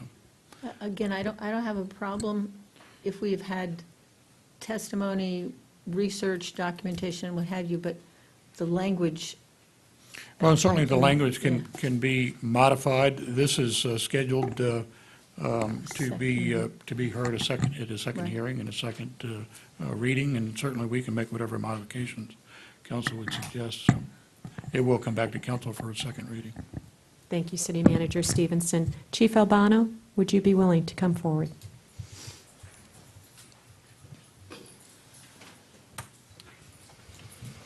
Madam Mayor and members of City Council, Ken Albano, your police chief. Back when the topic was originally discussed, I did provide a discussion with Mr. Kukowski and white paper, actually, and information from the experiences in Colorado. I'm not familiar with experiences in California. We ourselves haven't had a medical marijuana dispensary in Temple Terrace, so to give you firsthand information, I can't supply you with that, nor did I come prepared to share actual statistics, but what I can tell you is that there is a great similarity based on my review of the information that was provided from the Colorado experience. As a member of the Florida Police Chiefs Association, we have had officers from Colorado come in for hours and provide us with the experiences that they have been dealing with since medical marijuana came in, and from medical marijuana to recreational marijuana and everything in between. There is definitely a concern that there could be a similar pattern as we saw, and we did feel this in Temple Terrace. We did feel the pill mill epidemic that went all across Florida and the southern states of our nation, and maybe even beyond that. But what I can tell you is there is a link between a dispensary and a concern for an uptick in criminal misconduct around those facilities. Do we have experience here? Even Tampa and Hillsborough don't have experience with that particular thing yet for me to draw on to be able to enlighten you with. But yes, to your question, Councilmember Donahue, I would have a concern. There would definitely be an increase in our awareness and our observation of the ongoing business practices. I mean, I've looked at, back before this particular ordinance was presented, the moratorium and all types of things that we were considering with the oversight of a medical marijuana dispensary. And that in and of itself would be very, very cumbersome on staff, not just police, on whoever's going to go in and police that facility. Based on what that was. So what's before you now, the ban, as a professional law enforcement officer and quite frankly a person, I would be in support of. Thank you, Chief. Councilman Gordon. Yeah, I just want to caution us that, we've had at least, I think this might be our 5th or 7th discussion of this since the vote passed. I'll certainly leave it up to the city manager and to our city attorney whether or not we actually have to take that language out. But we've had at least 5 other meetings on this particular subject since the vote. And I am absolutely positive that you have been right there at least 2 of them, expressing the same concerns. So, again, I'd leave it up to the city manager and in-house counsel to determine whether or not a language revision is necessary. But we have had prior discussions, and whether you call that testimony or not, I don't know, about this subject, and you've expressed those same concerns to us at least twice before. So, Yes, sir, and if nothing else, I just did. Yeah. Thank you, Councilman. Any Thank other you. comments or questions from Thank you. council? I do have a comment to make. I do want to make sure that when we're comparing the state of Florida to Colorado and California, that have we actually looked to see if the rules and regulations, and there are 58 pages, by the way, imposed on dispensaries by the Florida legislature.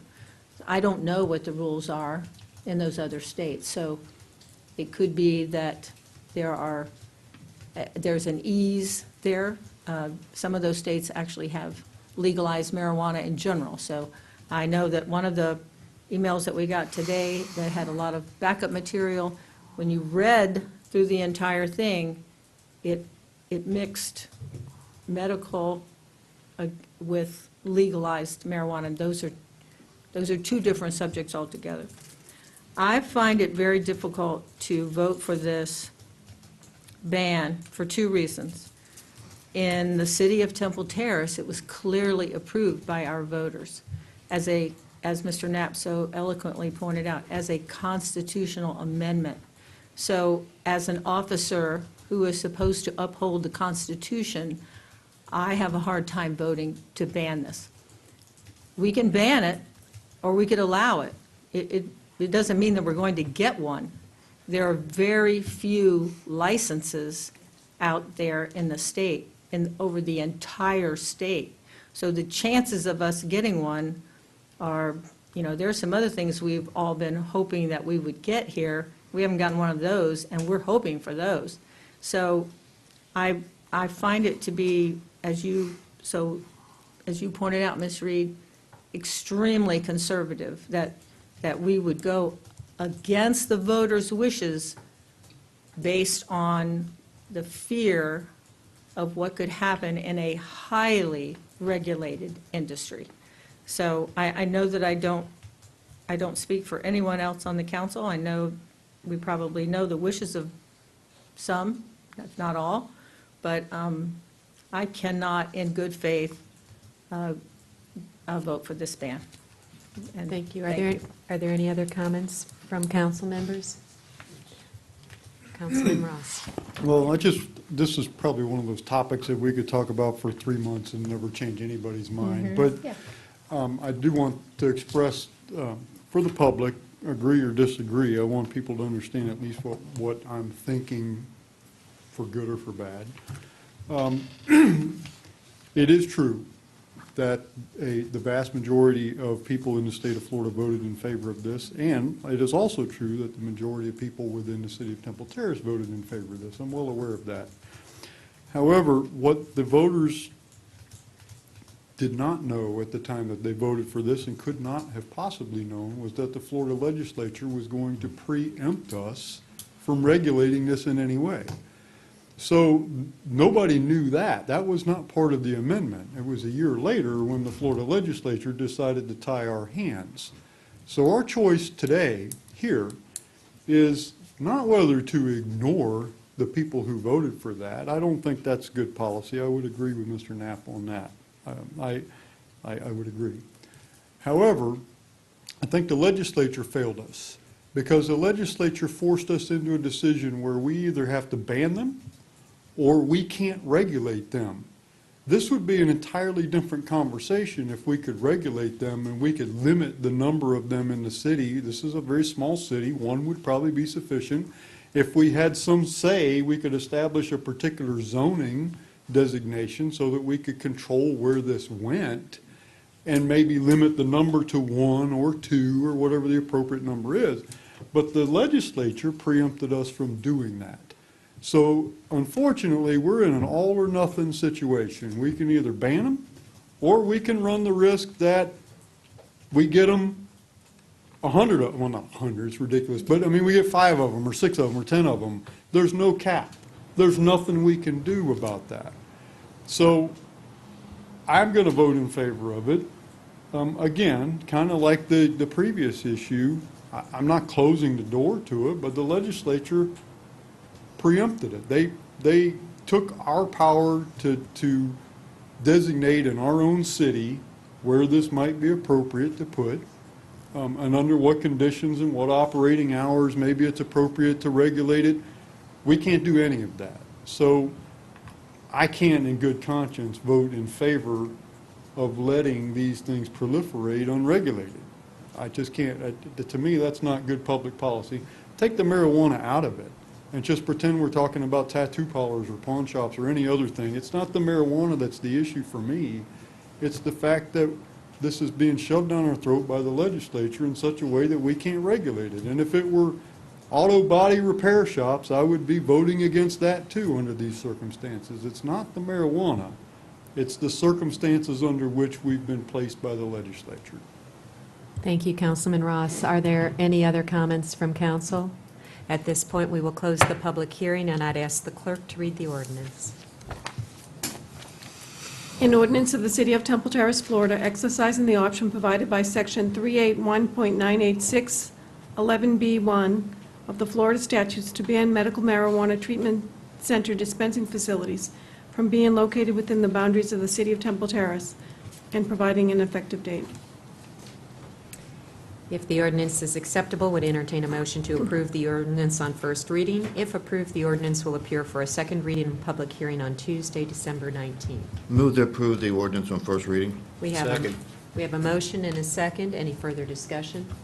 I will call the vote. All in favor? Aye. Opposed? Nay. Thank you. Motion carries. Next item is a resolution authorizing EMS transport fee modification. Fire Chief Ian Kemp will explain.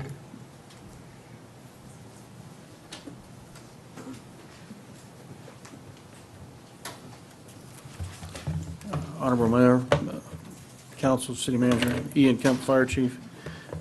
Staff has, as we've done in the past, in regards to a lot of our the services we provide, did a survey of local transport fees and non-transport fees within the Hillsborough County and within the state, and we determined that we were much lower than the majority of those that provide such service through the fire department. And what we did is we made some modifications. We increased some fees, and we either lowered or eliminated others. What we eliminated, I'll talk about that, was basically non-transport fees, medevac. Fortunately for us, we're pretty close to both St. Joe's and the Trauma Center, Tampa General.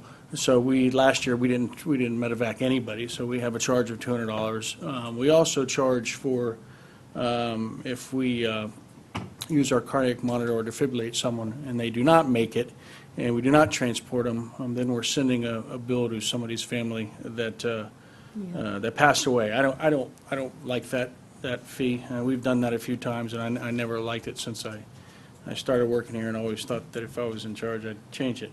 And a couple other fees that when we don't transport some IV and some medication, which we don't do that often. And what it does, it really ties down staff that does the billing, where in fact there's not a lot of income associated with it. So, and then on the other side, where we did increase, where we try to be a little bit closer, move up a little closer where Hillsborough County and Tampa were, although we're still a vast majority lower than they are for transporting. So we raised our BLS and ALS transport fees to the hospital along with the mileage. And that's, I believe you have the documentation in front of you. Is there anyone from the public wishing to comment on this item? Seeing none, council discussion. Councilman Thank you. Pagorlik. I have a lot of questions, and more for my edification than anything else. So, first of all, the old mileage rate of $11, was that tacked on to the ALS or ALS2 or BOS? That's affirmative. Okay. And when you bill them, is most of this covered by insurance normally, do you know? I do know. No, it's not. It's not. It all depends. We have probably a makeup of 7 to 8 different types of patients. Some are self-pay, some are insurance, some are Medicare, some are Medicaid, some are covered by Hillsborough County as insurance, and they all pay differently. So Medicare and Medicaid, they pay what you're going to get, and you cannot bill them any more than that. Self-pay, we bill them the entire amount.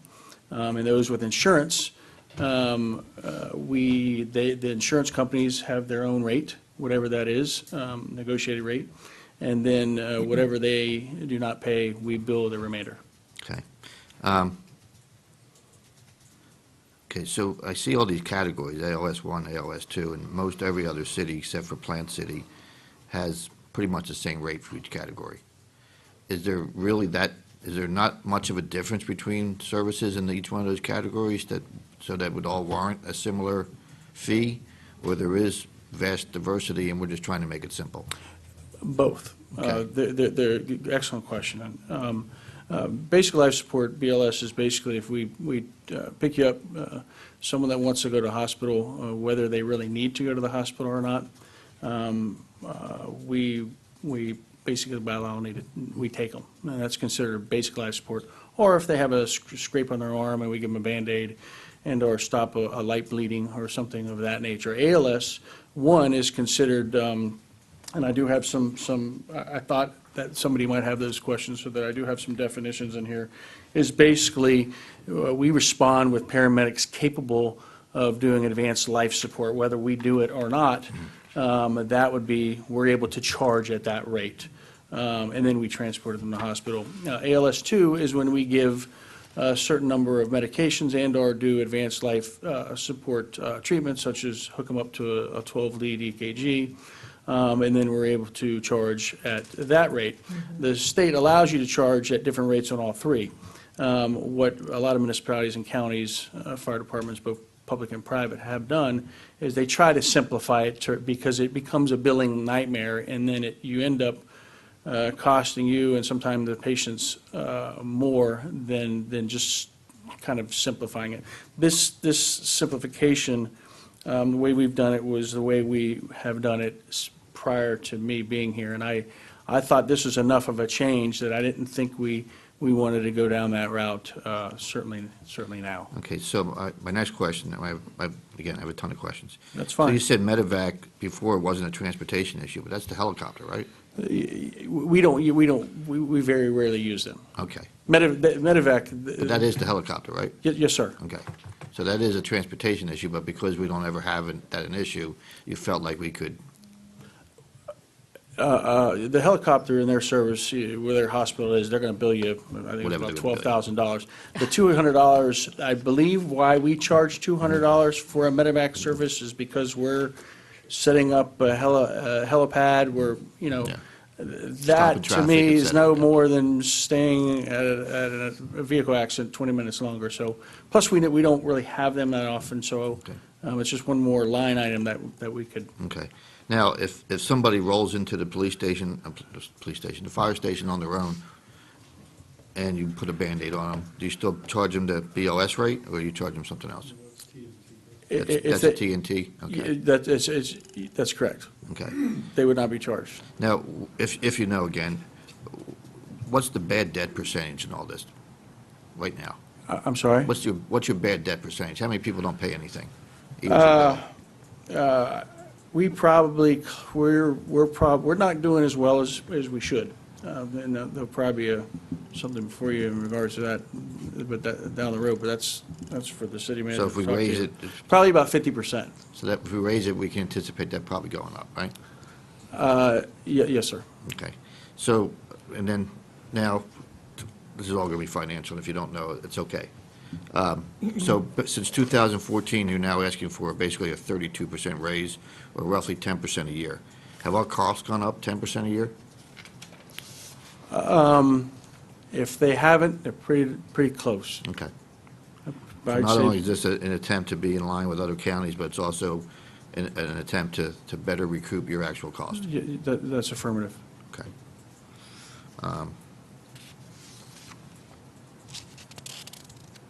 Just give me 1 second.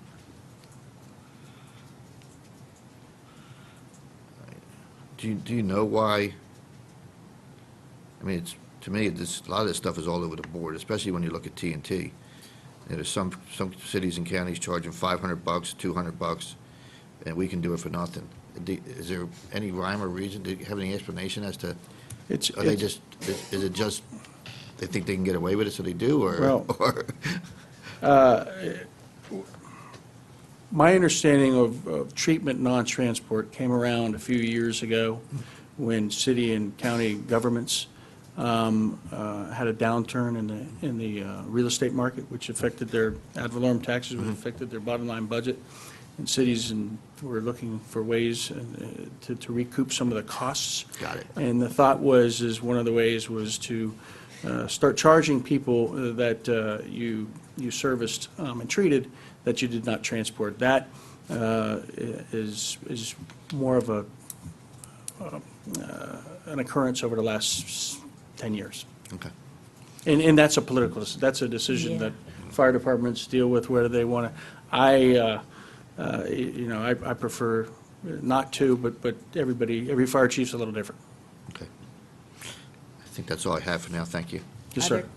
Other comments or questions? No. Councilman Shalera? I just wanted to comment and take this opportunity to address Chief Kemp. I think you've served the city for some time now, and I just want to commend you, because I've been here with many different fire chiefs, and being in the business world, we'd always hear complaints about how the fire inspectors come in, and it's almost, borderline of harassment. I've never heard anything under your leadership, so I want to commend you and your entire staff for doing that image, because in the past, whether it's an inspection or what it is, we've always had this branding, and I just want to say thank you for that. I haven't heard that in a long, long time, so you're doing a great job.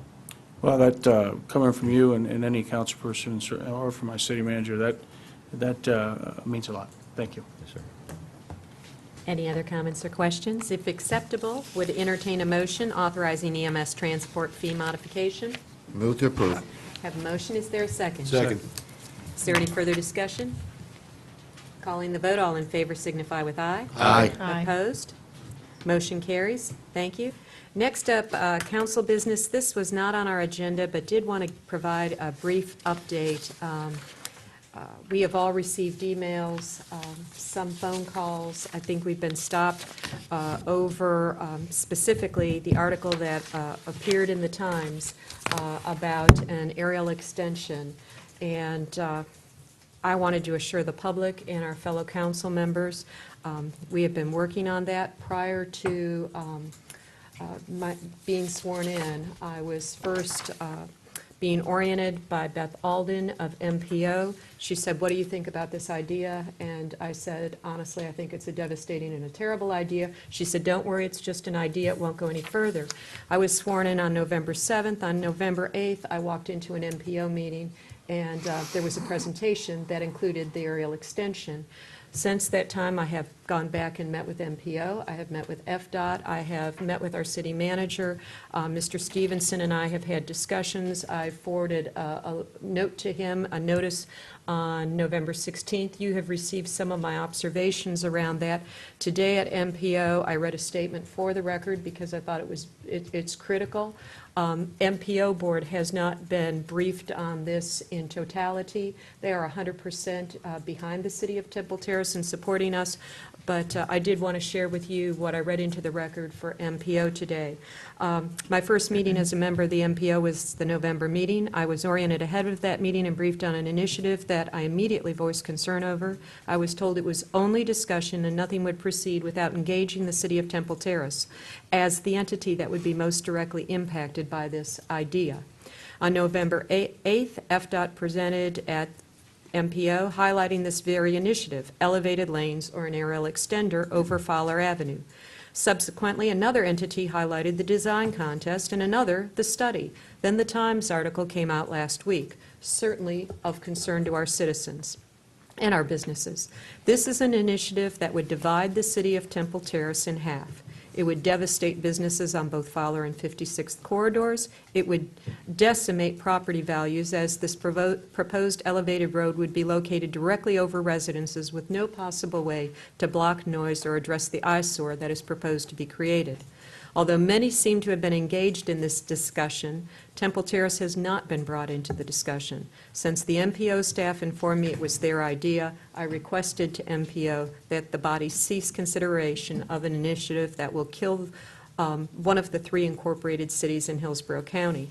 An uninformed county staff member suggested that perhaps Temple Terrace should have considered where we located ourselves In 1925? Because we knew we were close to USF, I shared that Temple Terrace was incorporated in 1925, and 3 decades later, USF came into existence. Yeah. So again, this is just truly informational, because I know all of you have received the emails, and I know you have asked our city manager about it and asked the person that is representing you on the MPO. I just wanted to assure you, it has been brought up. We are continuing to pursue it. The City Manager Stevenson has asked FDOT to come in at the MPO meeting today. FDOT will be coming before that body in February. But it is a grievous concern. If citizens who are watching are concerned, I suggest you contact FDOT. I suggest you contact MPO. I suggest you contact the Innovation Alliance. And that was just my quick briefing. Question, did you ever get a response that was not acceptable, because no response other than it's going away is acceptable, but where exactly they are and where it's, what's the next steps? I've been told a gamut from it is just an idea to it is a study to someone who has been with the county for an extended period of time. As Mel, you've got to think globally. Your citizens and your businesses might not win on this one. But one of the most disconcerting things to me is I haven't gotten consistent answers, and I haven't gotten straightforward answers. My biggest concern, you've all received a copy of, is from a key partner that we invest $10,000 with annually, who I do not believe is supporting the best interest of Temple Terrace. And that is something that I've spoken to the city manager about, that I really think this council needs to discuss. Our best interests are supporting our businesses and supporting our citizens and maintaining our quality of life. I have not been briefed on anything or seen anything that in any way this is a positive mood. But I'm now hearing about design studies. I'm now hearing about a $500,000 study that's going to be done. And don't worry, one person said, Mel, you'll be out of office by then. It'll be, I didn't run for office to do good things while I'm here and then sell the city down the drain. So I took great offense to that. So again, it's been a little bit flippant and dismissive, and it's of concern enough as your mayor. I wanted to bring it to fellow council members this evening. We have somebody here chomping at the bit. From FDOT. But before we do, if I may, and with the council's approval, make a suggestion to the city manager, is that if we're going to have DOT here, not we invite Innovation Alliance to be here as well, so that we can get that we don't hear one thing from DOT and then hear something from Innovation Alliance 2 weeks later or a week later. I'd like to have all the offenders in the room at one time. So if that's okay with the council, we do that. Well, he's here now. Yeah, well, but Mark Sharp Yeah. isn't. Right. But I still want to hear from you. But if DOT's coming back in 2 weeks, I think Mark Sharp ought to be here too. If that's, like I said, if that's okay with council. I'm fine with inviting me in 2 weeks, because I can tell you in the 6 months sitting on the NPL, there was not an inkling of this muttered to anybody, and sitting on the Tampa Bay Regional Planning Council with FDOT officials to sit on that, there was no discussion of it there either about an elevated roadway going on Fowler to go ahead and accommodate Innovation Place and USF. So I haven't heard any of either of those two board meetings. Good evening. I'm David Gwynn, District Secretary for Florida Department of Transportation. Right down the street, I'm your neighbor. Just, I guess it was only a week or so, Mayor, we met and spoke, and I'll reiterate hopefully what I tried to relay to you earlier. There's no elevated roadway concept right now. There's nothing. We're doing a study on Fowler Avenue to look at a whole gamut of alternatives. What we heard about, maybe a year ago from the general population in the area was that we were not being open-minded enough, that we were looking at one project, Tampa Bay Express, TBX, and we were trying to force-feed it down, and that was what we were going to push. And we took a step back. I was not in the charge at the time, so I wasn't personally involved with the whole reset, but I've been in charge for the last 6 months trying to make sure that we are being more open-minded. Part of that open-mindedness is not to throw out alternatives just because the first inkling is maybe that's not something that will be very popular. I can tell you that when we do this study, which hadn't even started yet, When we do this study, there will be extensive public outreach, there'll be public hearings and meetings for folks to come out and tell us what they think of these ideas. Nothing has been decided. I can promise you that there hadn't been a whole bunch of backroom discussions about putting an elevated roadway down on Fowler. We're looking at things like, some folks want us to look at a boulevard on I-275, changing I-275 from an interstate to a boulevard. We have folks coming in trying to promote the use of different modes of transportation. We're looking at gondolas, modern gondolas. We're looking at maglev stuff. I'm not saying that all this stuff is going to happen, but what we're saying is that we will at least add these things to the list of things to look at. We understand that the city does not want to have that as an option here, and that'll certainly come out as part of the public participation process. But I'll guarantee you that we'll keep you in the loop. We're not going to try to push anything around. We're not working some side deal with Innovation Place. We're not working with the MPO behind the scenes. Everything we do will be completely transparent. And I'll be glad to come here and update you anytime you want. But please, don't think that we're trying to do something in the background that we're hiding from anybody. There's nothing of the sort. Thank you. All right? Thank you. Yes, Councilman Ross. Mr. Gwynn, I was trying to catch you before you sat down. Thank you for coming here tonight. Appreciate it.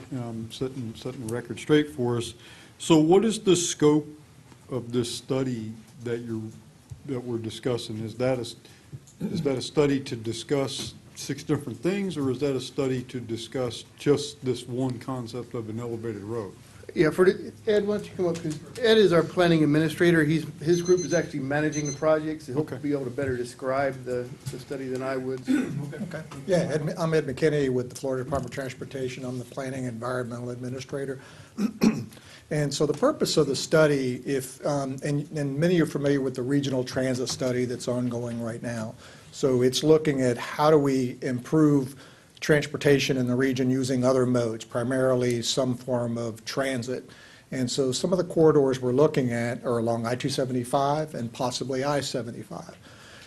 USF is going, if you've been involved in that, what's coming out of that study is that starter project, what's that catalyst project that's really gonna drive this bigger conversation about transit, and it's that USF to downtown connection, it's this area connecting with downtown. So if we're looking at our interstates on both sides of Temple Terrace, both sides of Fowler Avenue, how do we connect those? How do we bring people that are going to be, say, express bus service down I-75 into a multi-mode center of some sort, whether it's the mall, whether it's further west, or maybe it's somewhere east of I-75. So what we're looking at is, as we're looking at multi-mode centers, which is, the connection points, how do we make that a choice decision for people that are going to be using transit? And to make it a choice decision, you have to give them an advantage, or at least make it just as accommodating as a vehicle. So this is the purpose of the study: is how do we circulate people within the USF area, within this area, to accommodate those transit centers, whether it's on the east side of 75 or whether it's closer to 275. So the purpose of the study is to look at that. How do we do that? How do we do that effectively with minimizing right-of-way impacts?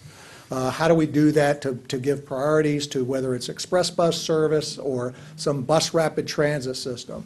So the study will be ongoing for some time. As the Secretary said, there's going to be tremendous amount of public outreach. There's no conclusions. There's been some circulators that have been done by the VA.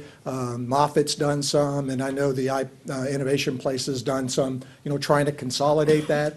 Well, that's a very ineffective way of circulating transit in this area. It really needs to be a collaborative effort. So that's one of the efforts of this study. And when we come here, actually, the firm that is doing the study for us had also done those studies showing how to combine those services and just the different, the VA, between the VA, Moffitt, Busch Gardens, USF. Every one of them operates their own system. maybe there's a more effective, efficient way of doing it, plus accommodating transit service that would be on I-275 and I-75. I hope I didn't overcomplicate it, but I'm just trying to explain the magnitude, plus just look at the volume of traffic on Fowler Avenue, and if you look at the growth that's going to be occurring in this region, Fowler Avenue is going to get more congested. So again, how do we make transit a choice for people? And that's what we're looking at.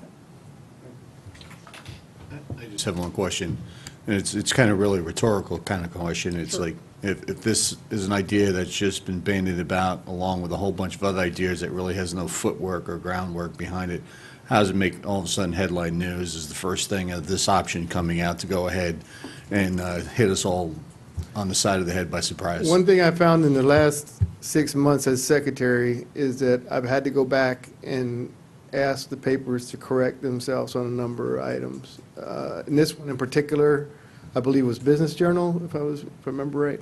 Times. Was it Times? Times. A lot of times they don't call us to get concurrence or to check with us beforehand, and we have to correct them, but the correction doesn't necessarily show in the same prominence as the article itself. So we do what we can to try to work with them to get the right message out, but that message jumped out and we saw it, we were like, where'd that come from? If I'm not mistaken, somebody from FDOT was quoted in the article. I'm not sure who it was, but. It should have been, it could have been that somebody was quoted as, but I guess what I'm trying to tell you is whether it was in context, out of context, I'm not really sure, but we immediately had called up, our public information folks called them up and said, hey, this article really is not, one that is accurate. We've had several that they've corrected it post putting it on. Now you can put it in the website and everybody sees it before it even gets in the paper. Right. And so they see the website one, not the paper one, and the Yeah. paper one's the correct one, 'Cause so. I think it was the FDOT spokesperson that said they've talked to all the stakeholders, the city of Tampa and Hillsborough County. Well, that wouldn't have been And they correct then. didn't say anything about No. temperatures at all. We understand y'all are a big stakeholder in this, so you'll definitely be included. I'm sure it's in the scope of services for our consultant, and we'll make sure that you're, fully availed to your opportunity to participate. Thank you. I just have one comment on Innovation Place. I think that's the new name. That's the new name. They say, keep your friends close and your enemies closer. We need to make sure we are always at that table, because the day we're not there is the day someone speaks for us.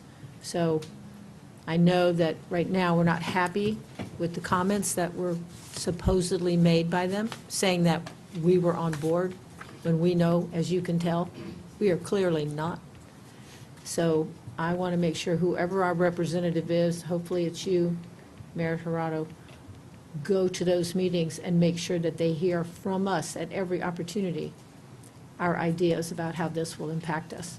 So let's not entertain leaving. Let's make sure we're even more engaged so that we. Well, and I don't want to belabor tonight, and I apologize because it's not on the agenda, but since this was brought up, I will just make the statement. My first meeting, there was nothing about economic development. There was nothing about transportation. I was told I need to volunteer at Mort Elementary. I volunteer every week at an elementary school within Temple Terrace. I give 4 hours each and every week to a kindergarten class. I don't need to volunteer at Mort Elementary. I was then told, well, we didn't sell enough tickets to the gala, so we're giving tickets to USF students, and by the way, you should all mentor a USF student. That was the bulk of 3 hours of my day. It was neither a value-oriented, value payoff from my time perspective, from the city's perspective. There was absolutely no economic development discussion. It was not a high-value enterprise whatsoever. It was not even a poorly run chamber meeting. And I'm not in any way saying our Temple Terrace Chamber, Right. but think of a very poorly run community meeting. It wasn't even at that level. There was no economic development. And at this point, we've really got to look at, are we getting a return on our investment? And I most assuredly would say, from a meeting where no business was conducted to what's going on behind the scenes. And again, my concern, and I in no way, and thank you for coming, thank you for meeting with me. My concern is, when I met with you, I was assured, nothing is going to be out in the public, nothing is happening in less than 72 hours. that article was in the St. Pete Times. And again, and I know that's not your fault, Yeah. but at some point in the three entities we're discussing tonight, from MPO to FDOT to the Innovation Alliance, there are three different stories. And it's just so very disconcerting that, Councilman Pagorlik, I think we need all three entities in the same room at the same time, because at this point, it is, No, I agree. I totally agree. I'm just saying, let's make sure that they understand that we're paying attention to what they're saying about us. and I Because think we we need are to, players, we're I investors. think we need to script our own story and our own destiny. I don't definitely. think we need a third party speaking for us who is Ever. in no way speaking Correct. for us. I I will agree. make that statement publicly. And I agree. I can guarantee we'll keep you involved. None of those other parties can do anything in our right-of-way, only we can. So as long as we're involved and you're involved, Okay. nobody can do anything other than what we know about. Thank you. Thank you. Thank you. Thank you. Appreciate it. And I will thank the council for their indulgence on this. No. I just knew there were citizens that wanted to be updated on that. Thank you for doing that. Madam Mayor, if I can ask a question to you. Just a couple of things. Number one, I want to commend you for your, passion. And sometimes you have to take that stance to gain respect and acknowledgement. And I want to say thank you, because for a long time, we weren't acknowledged. And the Hillsborough River is a perfect example. Until the River Watch Task Force was put on place, then we got a little respect. And when we engaged the innovation place, I tell you, it was a totally different environment. We were on the front line. We were a very big part of it. Something's happened between now and then where, I don't know if they've taken a different direction, so, and also the EDC. I mean, when they used to come here and make presentations, we give them $25,000 a year.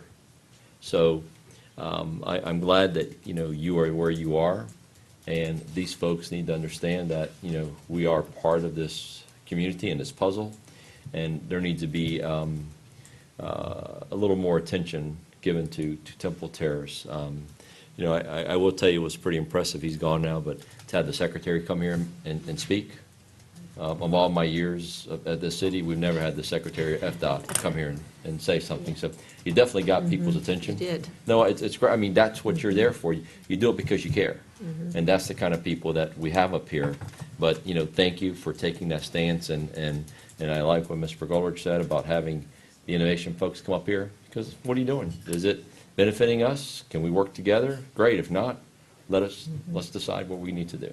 Thank you, Councilman Shalera, and I will share one of my questions to the Innovation Group was, after the meeting that was so very disappointing, is there a strategic plan? Share with me your mission, share with me your vision, what are the key results area, what are the initiatives you're working on that are beneficial to Temple Terrace, or even the global community? There is no strategic plan.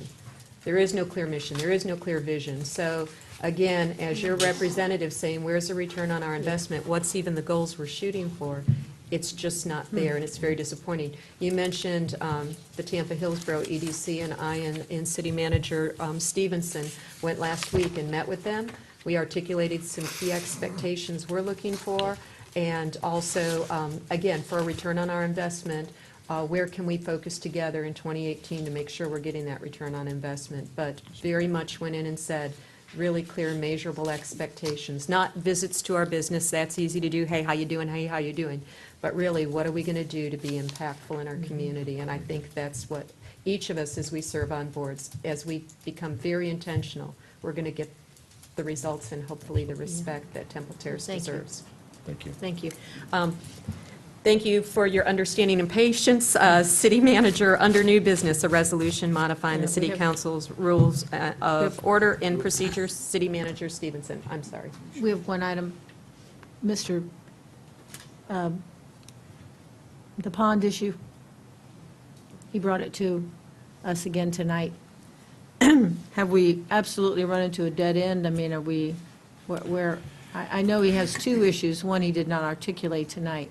We have been As working, much. we have been working with Mr. Woodall. I think we've been providing you guys with a council update sporadically as things change. We had given the four property owners, with Mr. Woodall heading the thing up, there are two mortgage companies that are involved with two of the properties, trying to get the mortgage companies on board. there really is no mechanism for the city to take on ownership. That's been the problem. We can't take on ownership. There's 2 mortgages that are tied to the property. I believe it's the property closest to Temple Terrace Highway, and it's either the 3rd or 4th house in. So, you know, What's the process if when we initiated the taking the pond?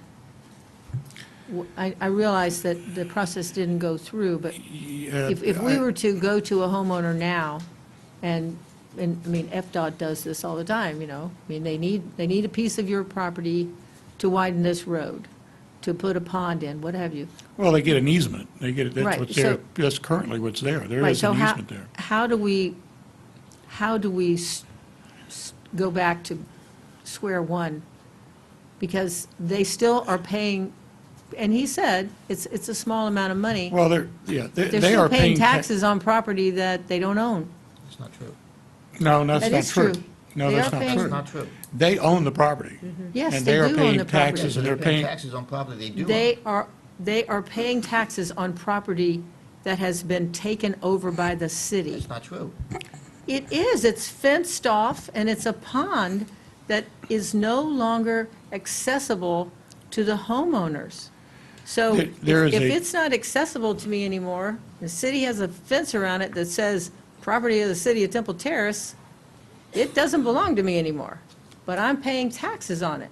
So my question is, how would we go about purchasing this property if we were at the very beginning of this, and we said, we need this property for a pond?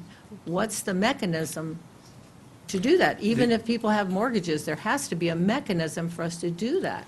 there is no mechanism in place unless the banks agree to sell the city that property. I think they're willing. No, they're not. No, banks they're are not. not willing. I've had conversations with 2 of the property owners that have tried desperately to get responses back from the bank, and the bank says, we're not interested in making any changes. The only thing, the last conversation I had with Mr. Woodall a couple weeks ago was to possibly bring an agreement between the city and those 4 property owners to pay that portion of the tax.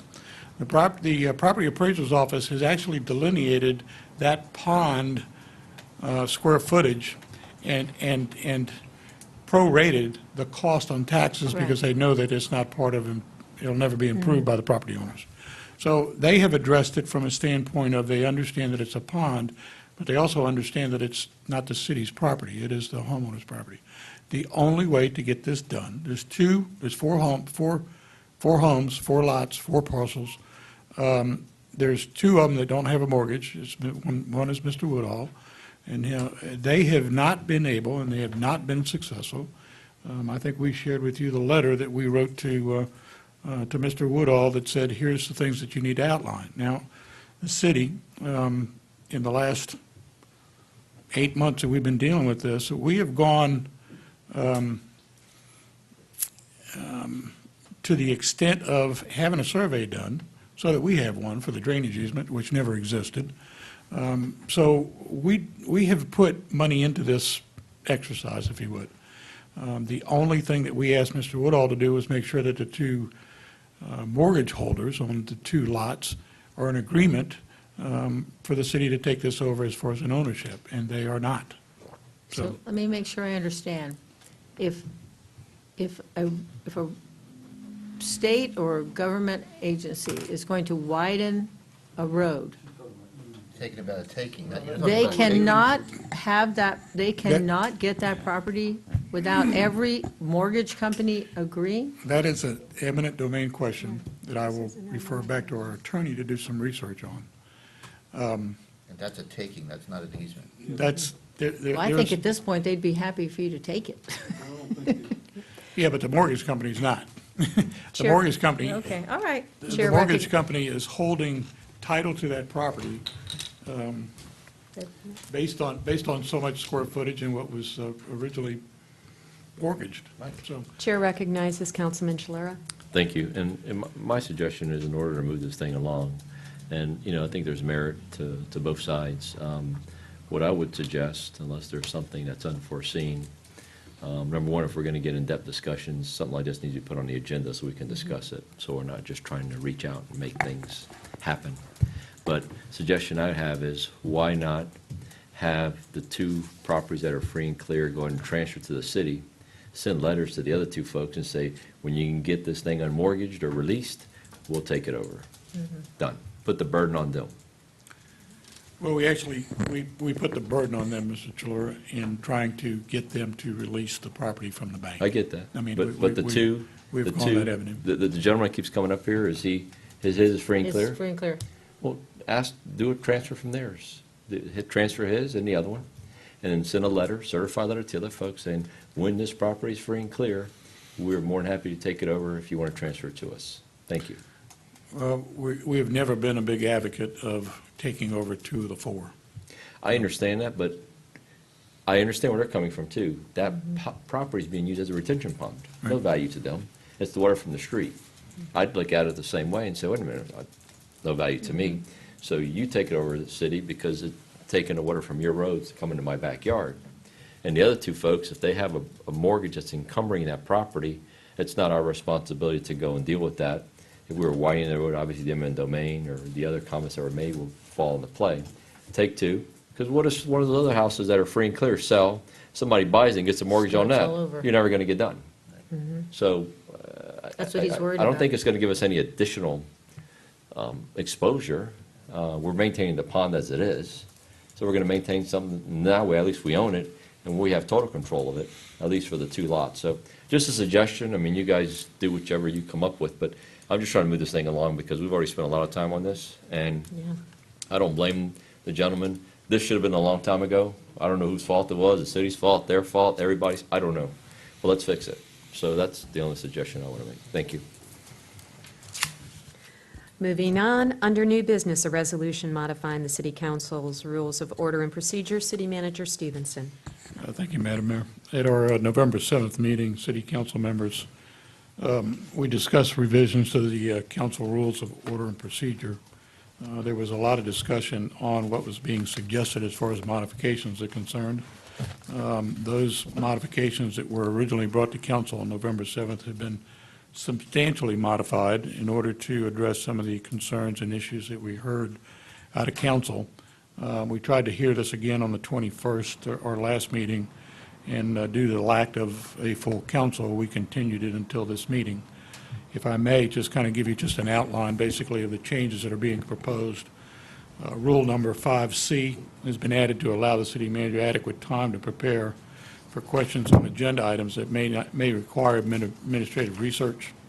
Rule number 7 has been modified to change the current order of business so that the invocation is heard prior to the Pledge of Allegiance and to accurately reflect the current sequence of titles on the agenda items that are advertised. Rule 16E has been revised for efficiency and to maintain professional, respectful decorum at council meetings. Rule D and G, Rule 16D and 16G. Both rules have been modified to provide citizens that wish to speak at our council meetings to only be able to provide their name and not their address. And according to the rules of procedure, the city council must acknowledge the desire to modify these rules and procedures according to Rule 19. They are to be presented at council under new business. Staff has recommended the council adopt a resolution to modify the city rules of order and procedure as has been presented in the red line document that you've got in front of you. Thank you, ma'am. Are there members of the public wishing to comment on this item? Seeing none, I'll open it up to council discussion.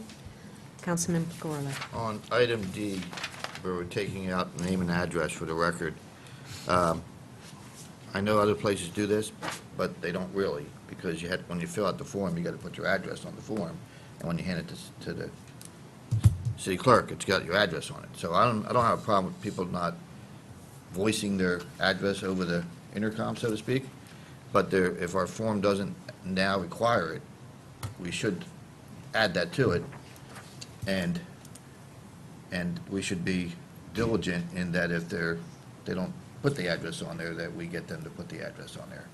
It's important to know, for her purposes, it's important to know where these people live. I'm done. Councilman Donahue? Does the form It ask for does, it now? it does, and I know, as I consider this, and I don't know what kind of signal our clerk could give us, for me, it would be very important to know, I don't need to know where in Temple Terrace someone lives, but we have been voted in to represent Temple Terrace citizens and residents, and I want to know if someone is standing before this body, if they are indeed a Temple Terrace resident that we've been sworn to serve, versus there are controversial topics that come up regularly. And I Exactly. want to know that we are hearing from Temple Terrace residents and not Fill-ins. people from other entities. Yes. Fill-ins, there Yes. you go. Councilman Chalura. You stated that perfect. Thank you. I would agree to that change. I think maybe you just say his name and city rather than address. The issue has come for other agencies that the address has become problematic. And so we want to protect our citizens, but you're right, absolutely. I want to know that they live in my city, not near my city. Well, and again, I think we need to have, on the form, they need to put their Yeah. full address. And if they don't have their full And say address, required or then we something. need to get them to fill that out, because, like you said, we get people to come here, especially on controversial things, that they'll fill the room with people from, I mean, just an example, somebody did one of those GoFundMe things, or not the GoFundMe thing, it was some kind of sign a petition online. Not only was 95% of them not in Temple Terrace, they weren't in this country. So I think it's pretty important we know that the people standing before us are not part of Temple Terrace. Councilman Ross. I completely agree with these sentiments for some of the same reasons that you articulated, Madam Mayor. The only thing is, if somebody, and would be a rare occurrence, it might not ever happen, but if somebody absolutely refused to provide their address on the form, I just want to make sure we're not going to turn them away. This is a public body, a public meeting. The worst that could happen is we sit through 3 minutes of something from, that's, so I think it would be bad policy for the city to say, if you don't give us your address, you can't speak to the council. I think would be a little harsh. I'm not sure it'd be legal.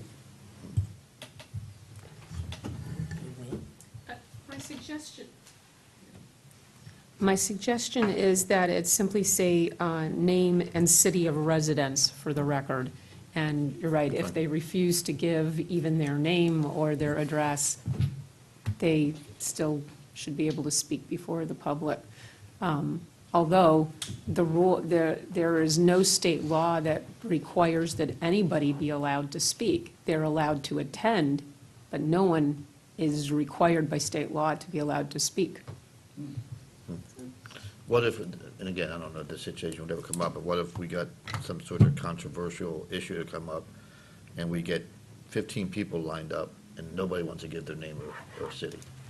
Do we have the ability from the dais to then not allow that to happen because it's so pervasive? Or if we make the rule to let people speak, do we gotta let them speak? I think that if you have the rule that they should state their name and address for the record, you can require that they do so. But again, you can also allow them to not do that. So you have the ability to waive your rule or suspend your rule to allow everyone to speak without giving their name and address or name and city of residence. Thank you. Councilman Chalura. Why exactly are we doing this? We've done this for the last We 40 or have, 50 can I years. answer that? Has anybody been attacked, shot, or killed that's given their name for the record? 'Cause I want to know if somebody's complaining about a house, I want to know where they live. Yeah. To see if they're just a troublemaker or if they're actually being impacted by it. I mean, if something works, why do you want to fix it? I just, I Councilman don't know, Donahue. that's my opinion, but.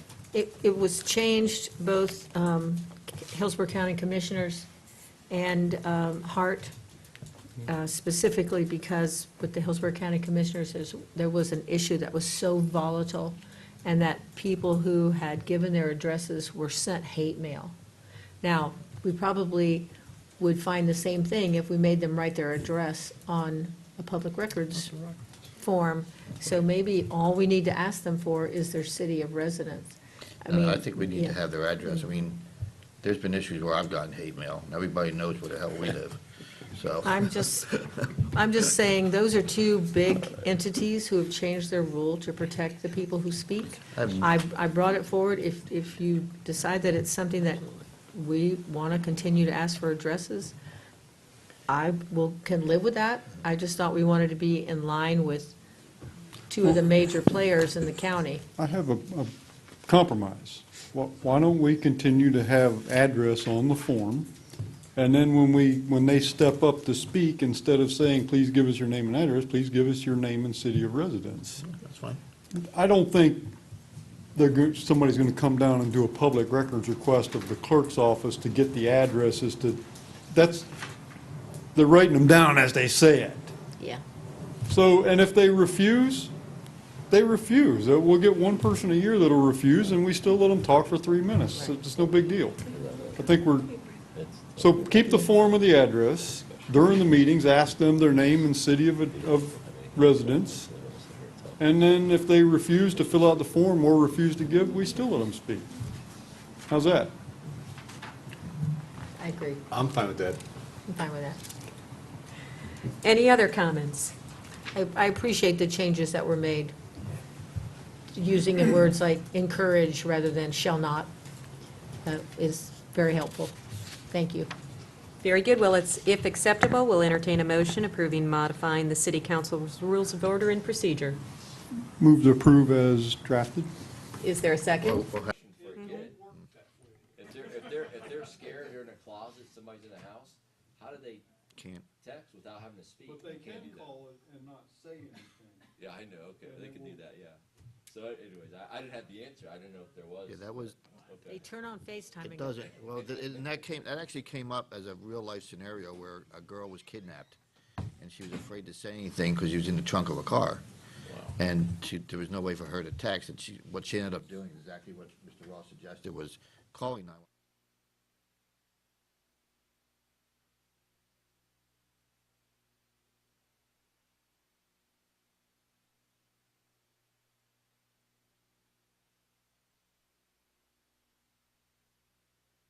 Are we voting on the modified or the as drafted?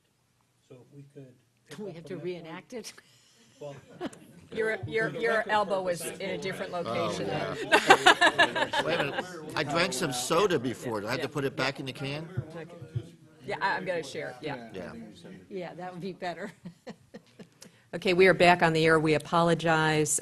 There was a challenge with our power. We are back. Councilman Ross, you had just posed a question. If you would repose that question, please. No, I made a motion to modify the rules for the city council meetings as discussed, as amended. Very good. We have a motion. Do we have a second? Second. Any further discussion? All in favor signify with aye. Aye. Opposed? Very good. Carries. And we go to the city manager's report. Mr. Stevenson. Thank you, Madam Mayor. I've got a couple announcements and one request. We have been in contact with our financial advisors. They are asking and requesting that we get them before you in a workshop scenario to start talking about our refinance on our note. With some of the activity that we've had with the redevelopment, it's probably a good time to do that. I suggest we don't wait till the last minute in order to start talking about it. So we're looking at, they are putting some information together that we can share with you beforehand, so that we're not providing you information at a meeting. January 16th would be a good time for them, and I need to kind of poll council and see if that date works for everyone What is here. that? That is a city council meeting day. My suggestion is to meet about 5 o'clock. Okay. So that they can kind of present, they're coming up with a bunch of different scenarios and options for us. So. Everybody okay? January 16th, Yes, sir. okay. That's good for me. Monday to I can be 15th, here. Tuesday, 16th. Okay. Okay, 5 o'clock, you said? Yes, sir. Okay. Is that enough time? Probably not.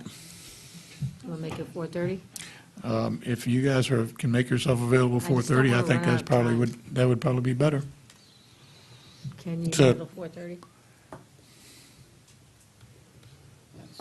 Good by me. Okay. 4:30? Okay, thank you. Are we meeting on a second while you're talking about the January? This is January 16th. That's 16th, but do we have a meeting on a second or no? I had intended for a meeting to happen unless council wants to cancel a meeting. Okay. All right. And 16th is also the night that the club's coming to us with the plan, right? That's correct. Apropos. I'm just asking. This is- I won't be here, so if you have an instance where there's going to be 2 council members absent, and there's anything important coming up, don't have it on the agenda. So Well, just in replay. I can tell you right now, there's going to be 2 council members absent. 'Cause I'm On gonna be January absent, 2nd? too. Yeah. Well, then we probably ought to discuss whether or not we're going to have a meeting, or whether or not, I mean, if you're going to, January 2nd, I mean, we can look at what's on the agenda. We can still have a meeting, and I can,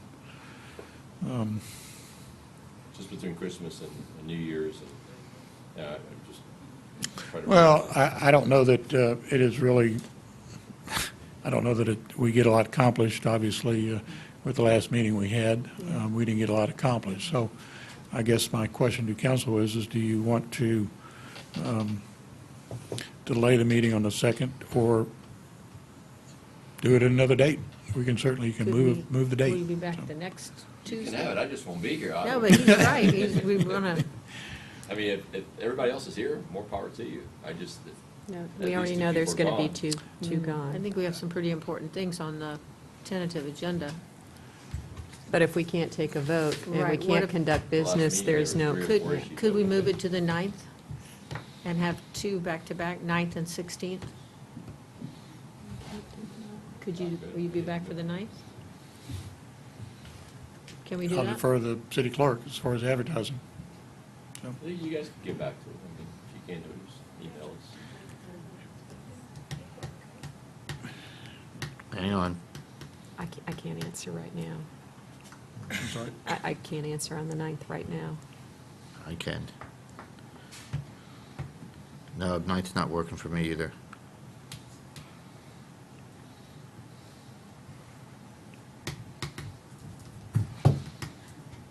There will be a long meeting on January 16th. The wish of council. You guys tell me what you would prefer us to do. We certainly will do what we can to, Well, you may have some things you were going to have on the 2nd that you should move up to the December meeting, the 2nd December meeting. the meeting in December 19th is a pretty full agenda to begin with, so be a long evening. It doesn't matter to me. You guys tell me what your wish is, and Maybe not everything, but there's one item in particular that if we don't have it on the 2nd, we push it to the 16th, that's very late. If 4 people are going to be here. Yeah, I'm not going to be, I don't know about anybody on else, the but 2nd, If 4 people are going to be here on a second, the mayor breaks the tie, you guys are good. 4 people won't be here in a second. Oh, won't they be. won't. No, I'm not going to be here, and you're not going to be either. here. Oh, okay, okay. And now, I don't know what, we didn't discuss how many people have plans for the 9th, but I do. Okay. I'm only here, so. So the 9th might still be okay, because you might have only 1 council member absent. Do we have to have these meetings on a Tuesday? As long as they got room. Could we have it on the 8th? As long as we have it I don't at have. a regular time, because I'm tied up until 5 on the 8th. Or maybe the city manager just pull it, come up with some dates, Yeah. send it to the council. Well, I think that's what they're talking about. City manager, would you be willing to perhaps send some possible dates to us for an alternative meeting, looking at the 8th, the 9th, and polling? I think some of us are having problems. I will admit, I do not have my calendar with me or in my brain right now, and I We- can't commit. We will do that tomorrow Okay, perfect. during the morning. Perfect. Marvelous. Okay. At least we know it tonight. The 16th is okay with everybody on the workshop then? Yes. Okay. We'll get that scheduled and convey that date to Mr. Jay Glover. Winter just to make a mention, Winter Wonderland, I guess, was a big success. Thanks for our Leisure Services Department. We had a tremendous crowd out there. I know the kids enjoyed the snow, or the slide. It's great to see the faces on the kids. The Angel of Hope has a ceremony tomorrow night, I believe, at 6 p.m. for those that you would want to join in. That is down at Riverside Park. MAD has got their annual venue that is coming up on Thursday. I think I gave everybody a handout with that. I think that's at 7 p.m., Chief. That's always a good event for everybody to attend. I don't know that it's been well attended in the past with council members, and I would encourage you to get involved. It's a super. You been? You haven't been? Every year? Good deal. Really just to the bit of news that I shared with everybody, I forgot to put the day of Connie Lonbaugh's memorial services. It is Saturday. My staff has been telling me that I forgot to put the date. I put everything else, but didn't put the day. So anyway, just to